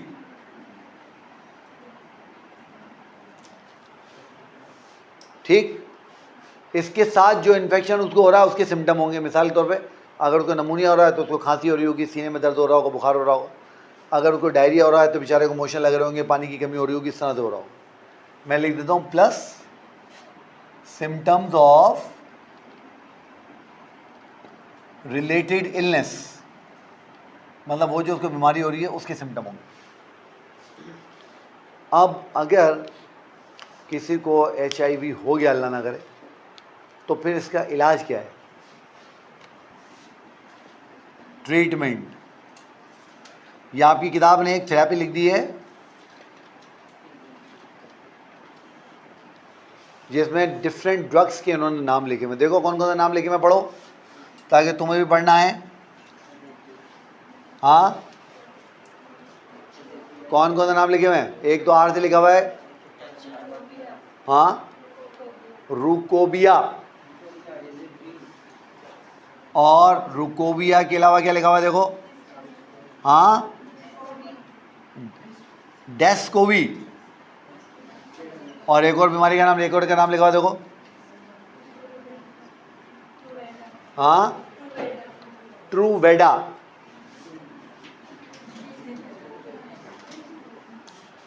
अब देखो, ये रुकोबिया या डेस्कोवी या ट्रूवेडा, ये वो बीमारियां हैं जो HIV को ट्रीट करने में इस्तेमाल तो होती हैं, मगर ये किताब यहाँ पे थोड़ी सी गड़बड़ कर गई है। मैंने ये इसलिए यहाँ पे लिख दी है कि किताब में लिखी हुई है। तो ये ड्रग्स हैं यूज टू ट्रीट HIV। अब मैं क्यों लिख रहा हूँ? क्योंकि हमारी किताब में लिखा हुआ है। हालांकि आप देखेंगे कि एक थेरेपी होती है, उसको हम कहते हैं हाईली एक्टिव एंटी रीट्रोवायरल थेरेपी, क्योंकि हमने पढ़ा था लास्ट टाइम कि HIV क्या है? रीट्रोवायरस है। आम जबान में उसको कहते हैं हार्ट थेरेपी। क्या बोलते हैं उसको? Heart therapy. तो हार्ट क्या हो गया? Highly active anti retroviral therapy. अब इसको तुम ऐसे समझो कि ये डिजीज़ की प्रोग्रेस को रोक देगी, ये डिजीज़ की प्रोग्रेस को रोक देगी, बीमारी को आगे नहीं बढ़ने देगी। मगर ये दवा पूरी ज़िंदगी खानी पड़ेगी। तो बंदा पूरी ज़िंदगी दवा खाता रहेगा और बीमारी उसकी प्रोग्रेस नहीं करेगी, यानी वो मरने से अल्लाह के फजल से बच जाएगा। पहले जैसे इसका कोई इलाज ही नहीं था, तो अभी इसका इलाज आ गया। आप लोगों ने ध्यान में रखना है HIV की कोई वैक्सीन नहीं है, देयर इज़ नो वैक्सीन, अब तक तो नहीं है, तो देयर इज़ नो वैक्सीन। इसलिए वो क्या कहते हैं बच्चों, वो कहते हैं प्रिवेंशन इज़ द क्योर। क्या कहते हैं? प्रिवेंशन इज़ द क्योर, यानी एहतियात ही इसका इलाज, इलाज कोई नहीं। उसकी कॉम्प्लिकेटेड वायरस है बहुत। अभी इसके स्ट्रक्चर की बात करते हैं। ये वो थेरेपी है जो आजकल HIV के मरीज़ों को दी जाती है। इसमें उनको गोलियां होती हैं, रोज़ाना सुबह नाश्ते के वक्त खानी पड़ती हैं, सारी ज़िंदगी खानी पड़ेगी, तो डिजीज़ आगे नहीं बढ़ेगी, जहाँ है वहाँ रुक जाएगी, छोड़ेंगे वापस आ जाएगी। जैसे TB के मरीज़ होते हैं ना, वो दवा खाते हैं, अगर उन्होंने दवा छोड़ी तो उनको फिर कोर्स दोबारा करना पड़ेगा, TB का मर्द वापस आ जाएगा, वो वाला केस है। बेटा समझ गए हो? तो अभी हमने HIV का ओवरव्यू कर लिया, अब जरा HIV का स्ट्रक्चर देख लेते हैं, और HIV का स्ट्रक्चर देख के उसकी लाइफ साइकिल देख के उसको पूरा कर देते हैं, ठीक है? अब देखो, पहले हम देख लेते हैं structure of HIV। Structure of HIV, अब जरा इधर देखो बच्चों, जब हम HIV का स्ट्रक्चर देखेंगे तो HIV के स्ट्रक्चर में सबसे पहली चीज़ जो हमें नज़र आएगी वो क्या नज़र आएगी? वो हमें नज़र आएगी उसकी कैप्सिड। क्या नज़र आएगी? उसकी कैप्सिड। तो ये HIV का कैप्सिड हो गया, और ये स्फेरिकल वायरस है, तो कौन सी कैटेगरी से बिलोंग करेगा बताओ मुझे? हेलिकल से या इकोहेड्रल से? हाँ, इकोहेड्रल से, क्योंकि स्फेरिकल या हेक्सागोनल इकोहेड्रल से बिलोंग करते हैं। तो कितने ट्राइंगल होंगे इनमें कैप्सोमर के? 20 ट्राइंगल होंगे। दूसरी जो चीज़ हमें नज़र आएगी, क्या नज़र आएगी? इसमें हमें 2 RNA के मॉलिक्यूल नज़र आएंगे, सिंगल स्ट्रैंडेड RNA मॉलिक्यूल।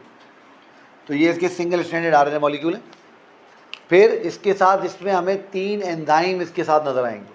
कितने एंजाइम नज़र आएंगे? 3। उनमें से एक जो एंजाइम होगा उसको हम कहेंगे प्रोटीएज, जो दूसरा एंजाइम होगा उसको हम कहेंगे रिवर्स ट्रांसक्रिप्टेज, और मैंने आपको कहा था मैं अब रिवर्स ट्रांसक्रिप्टेज को RT लिखूंगा। और तीसरा जो एंजाइम होगा उसको बोलते हैं इंटीग्रेज। क्या बोलते हैं बच्चों? अब याद करो, जब हमने पढ़ा था वायरस का कोर, तो हमने कहा था वायरस के कोर में 2 चीज़ें होती हैं, एंजाइम होंगे और जेनेटिक मटेरियल होगा। देखो HIV के बाद दोनों मौजूद है ना।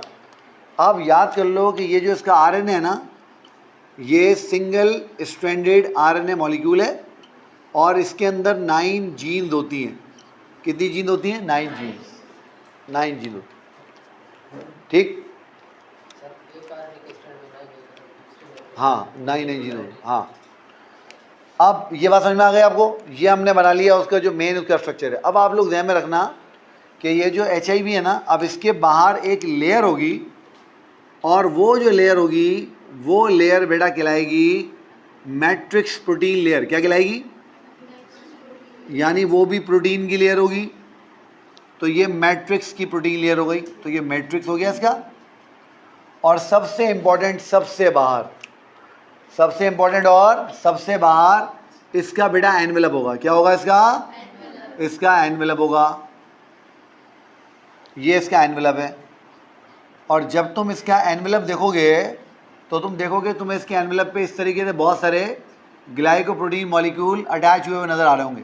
किताब वाली डायग्राम देखते जाओ ना साथ साथ,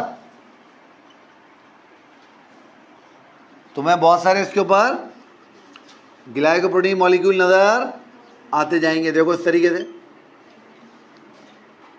इस तरीके से नजर आ रहे हैं। तो ये तुम्हारे ग्लाइकोप्रोटीन का स्ट्रक्चर हो गया। ये तुम्हारे किसका स्ट्रक्चर हो गया? HIV का स्ट्रक्चर हो गया। अब तुम याद कर लो कि ये जो ग्लाइकोप्रोटीन है ना, इस ग्लाइकोप्रोटीन को शॉर्ट फॉर्म में लिखते हैं g p, ग्लाइकोप्रोटीन। तो इसको शॉर्ट फॉर्म में लिखते हैं g p। तुमने याद रखना है, इसके बाद एक ग्लाइकोप्रोटीन होती है कॉल्ड GP120, इसको याद रखना। GP for glycoprotein 120। क्यों 120 क्यों याद रखना है? क्योंकि 120 की मदद से ये होस्ट सेल पे अटैच होता है। 120 की मदद से ये होस्ट सेल पे अटैच होता है। तो इसको कहते हैं डॉकिंग प्रोटीन। इसको क्या कहते हैं? Docking protein. क्यों डॉकिंग प्रोटीन क्यों बोल रहे हैं? ये इसको अटैच करवाती है with, attachment with host cell. किससे अटैच करवाएगी बच्चों उसको? होस्ट सेल से अटैच करवाएगी। समझ में आ गई बात? यहाँ तक को मसला मसाइल। ये HIV का स्ट्रक्चर, इसको मैच करो किताब के स्ट्रक्चर से, फिर हम चलते हैं जिसकी लाइफ साइकिल देख लेते। अच्छा बेटा देखो, याद कर लो HIV वायरस है ना, और वायरस जो होते हैं बच्चों याद कर लो, वायरसेस आर होस्ट स्पेसिफिक। तो HIV इन्फेक्ट करता है हेल्पर टी सेल को। किसको इन्फेक्ट करता है? हेल्पर टी सेल को। किसको इन्फेक्ट करता है? हेल्पर टी सेल को। याद रखना है इस बात को, ठीक। अब ये helper T cell immune system में क्या रोल प्ले करते हैं, वो जब हम इम्यून सिस्टम पढ़ेंगे तब बात करेंगे। अब फर्ज करो कि ये तुम्हारा हेल्पर टी सेल है, ये मैं बड़ा इसलिए बना रहा हूँ ताकि तुम्हें समझ में आए कि कहानी क्या चल रही। और ये इसका न्यूक्लियस है, और ये इसके न्यूक्लियस में इसका DNA है। और मैंने एक ही DNA बनाया है क्योंकि हमें सिर्फ चीज़ समझनी है। वायरस अपने होस्ट से कैसे अटैच होता है? रिसेप्टर की मदद से। तो इस हेल्पर टी सेल की सरफेस पे क्या होगा? रिसेप्टर होगा। और ये जो रिसेप्टर है इसका क्या नाम है? हाँ भाई देखो किताब में लिखा हुआ है CD4 रिसेप्टर, देखो लिखा हुआ होगा। या इसको टी सेल रिसेप्टर भी बोलते हैं, यानी टी सेल रिसेप्टर। ये टी सेल है ना, तो टी सेल का रिसेप्टर। बाल जो इसका टेक्निकल नाम है, उसका टेक्निकल नाम क्या है? CD4 नाम है इसका, ठीक। CD is for cluster of differentiation. अब वो क्या होता है अभी दफ़ा करो, ठीक। अब क्या होगा? HIV आएगा और HIV अपने ग्लाइकोप्रोटीन 120 को अटैच कर लेगा किसके साथ? CD4 सेल के साथ। ये HIV आया और इसने अपने ग्लाइकोप्रोटीन GP120 को CD4 रिसेप्टर के साथ अटैच कर लिया, ठीक। पहली स्टेज हो गई जिसको कहते हैं अटैचमेंट। क्या बोलते हैं इसको? तो स्टेज 1 क्या होगी? स्टेज 1 होगी बच्चों अटैचमेंट। अटैचमेंट होने के बाद क्या होगा? ये जो वायरस है ये अपने आप को फ्यूज कर लेगा। वायरस क्या करेगा? अपने आप को फ्यूज कर लेगा किसके साथ? होस्ट सेल की मेम्ब्रेन के साथ। किसके साथ बच्चों? और देखो इसने अपने आप को होस्ट सेल की मेम्ब्रेन से इतने मजे से क्यों फ्यूज कर लिया? क्योंकि इसके बाद एनवेलप है, और याद करो एनवेलप कहाँ से आती है? सेल की मेम्ब्रेन से। तो सेल मेम्ब्रेन से सेल मेम्ब्रेन बड़े मजे से मिल जाती है भाई, एनवेलप है ना इसके पास। और याद करो एनवेलप हमने बताया था जब वायरस होस्ट सेल से निकल रहा होता है तब उसकी मेम्ब्रेन को अपने ऊपर लिपेट लेता है। याद आ रहा है? सही है। तो अब क्या हुआ? ये जो वायरस था, अब देखो ये रहे इसके जेनेटिक मटेरियल। तो अब ये इसके जेनेटिक मटेरियल और इसके जो एंजाइम हैं, वो एंजाइम कहाँ आ गए? वो एंजाइम आ गए जनाब अली आपके होस्ट सेल के अंदर आ गए। Stage number 2 is called fusion. इसको क्या बोलते हैं? स्टेप नंबर 2 को कहते हैं फ्यूजन। किताब वाली डायग्राम देखते जाना साथ साथ, किताब वाले डायग्राम साथ साथ देखते जाना। अब देखो मेरी बात सुनो, ये क्या है? RNA। और याद करो इस RNA ने अगर इस सेल से कोई प्रोडक्ट बनवाने हैं तो इसको क्या करना पड़ेगा? पहले रिवर्स ट्रांसक्रिप्शन करनी पड़ेगी। तो अब ये क्या करेगा? RNA RT के साथ मिलेगा और क्या बनाएगा? DNA का स्ट्रैंड बनाएगा। पहले एक स्ट्रैंड बनाएगा, उसके बाद दूसरा स्ट्रैंड बनाएगा, और क्या बन जाएगा? DNA बन जाएगा। समझ में आ गई बात? तीसरी स्टेप क्या नाम हुआ? तीसरी स्टेप का रिवर्स, शाबाश शाबाश शाबाश शाबाश बोलो, ट्रांसक्रिप्शन। और रिवर्स ट्रांसक्रिप्शन के लिए इसने किसकी मदद ली? रिवर्स ट्रांसक्रिप्टेज एंजाइम की। फिर देखो उसके बाद एक एंजाइम और भी था, इंटीग्रेस। कौन सा एंजाइम था? इंटीग्रेस। अब इंटीग्रेस का काम क्या है? इंटीग्रेट अंग्रेजी का वर्ड होता है। इंटीग्रेट का मतलब क्या होता है? मिलाना, जोड़ना। अब पता है ये इंटीग्रेस जाएगा और इंटीग्रेस जाके इस होस्ट सेल के डीएनए के अंदर गैप करेगा, और ये वायरस ने जो अपना नया डीएनए बनाया है, ये नया डीएनए जाके होस्ट के डीएनए से मिल जाएगा, होस्ट के डीएनए में इंटीग्रेट हो जाएगा, उसके साथ मिल जाएगा। चौथी स्टेप हो गई, कौन सी? इंटीग्रेशन। चौथी स्टेप हो गई कौन सी? इंटीग्रेशन। अब क्या होगा? अब क्या होगा? अब ये वायरस एमआरएनए बनाने लगेगा, और जब डीएनए एमआरएनए बनाता है तो क्या बोलते हैं? ट्रांसक्रिप्शन। देखो 5वीं स्टेज क्या लिखी हुई है? क्या लिखी हुई है? ट्रांसक्रिप्शन।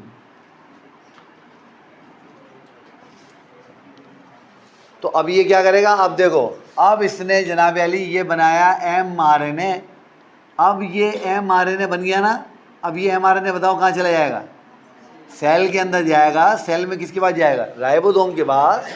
और राइबोसोम के पास जाके उनको बोलेगा भाई डीएनए ने मैसेज भेजा है, काम करो। और ये राइबोसोम क्या काम करेंगे? वायरस के प्रोडक्ट बनाना शुरू कर देंगे। क्यों शुरू कर देंगे?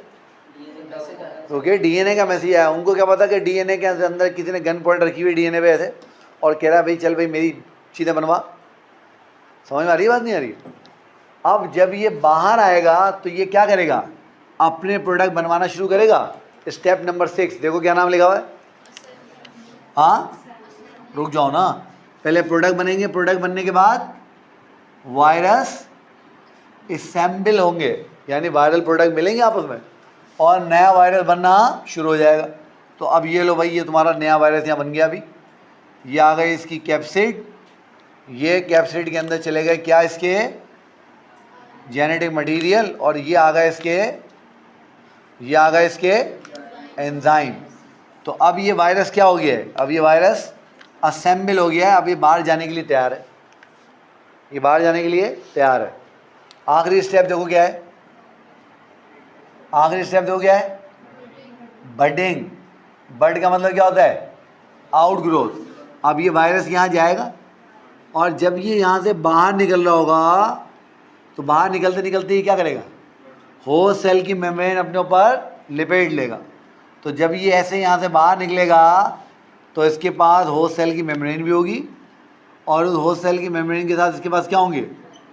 ग्लाइकोप्रोटीन भी होंगे। और अब ये वायरस तैयार है कि ये क्या करे? किसी दूसरे सेल के ऊपर अटैक कर दे। किसी दूसरे सेल के ऊपर अटैक कर दे। तो अब बताओ पहली स्टेज क्या हुई? अटैचमेंट। और अटैचमेंट के लिए कौन सी प्रोटीन इस्तेमाल हुई? GP120 वायरस की, और CD4 रिसेप्टर होस्ट सेल की। दूसरी स्टेप फ्यूजन। फ्यूजन के बाद रिवर्स ट्रांसक्रिप्शन। रिवर्स ट्रांसक्रिप्शन के बाद इंटीग्रेशन। इंटीग्रेशन के बाद ट्रांसक्रिप्शन के बाद पहले वायरस के प्रोडक्ट बनेंगे, फिर असेंबली होगी। तो वायरल असेंबली, आखिर में बर्डिंग हुई, नया वायरस बन के बाहर निकल गया। अच्छा अब देखो मेरी बात सुनो, ये जो डिफरेंट अभी हमने वो दवाओं के नाम लिखे थे, जो हार्ट थेरेपी थी, वो हार्ट थेरेपी इस डिफरेंट स्टेजेस के ऊपर काम करती है। मिसाल तौर पे कोई दवाएं ऐसी होंगी जो रिवर्स ट्रांसक्रिप्टेज एंजाइम को रोकेंगी। तो जब रिवर्स ट्रांसक्रिप्टेज एंजाइम को रोकेंगी तो क्या होगा? जब वायरस अंदर भी जाएगा तो रिवर्स ट्रांसक्रिप्टेज को तोड़ देंगी। नतीजा क्या होगा? वायरस आरएनए बना ही नहीं सकेगा, अपना डीएनए बना ही नहीं सकेगा। कोई दवाएं ऐसी होती हैं जो एंटीग्रेस के अगेंस्ट काम करती हैं। तो जो एंटीग्रेस के अगेंस्ट काम करेंगी, वायरस भले ही डीएनए बना ले, वो उसको होस्ट डीएनए से मिलने नहीं देंगी। समझ में आ रही है बात? तो इस तरीके से डिफरेंट जो ड्रग्स होती हैं वो डिफरेंट काम करती हैं HIV के अगेंस्ट। अच्छा आप देखो मेरी बात सुनो, ये क्या था? RNA। ये क्या था? और ये क्या था? RNA। अब याद करो, RNA virus with DNA intermediate, हमने पढ़ा था ना बाल्टीमोर क्लासिफिकेशन में। क्या एग्जाम्पल लिखवाई थी उसकी हमने? HIV। बेटा समझ गए? ये हो गया HIV का काम मुकम्मल। ये जब हम इम्यूनिटी पढ़ेंगे ना, वहाँ थोड़ा सा टच इसको और दे लेंगे ताकि ये बिल्कुल टॉपिक पक्का हो जाए। बेटा समझ गए? ये तुम्हारे सिलेबस के मुताबिक वायरस पूरा हो गया। अब इसको अच्छी तरह देखो, कोई सवाल है तो बताओ मुझे।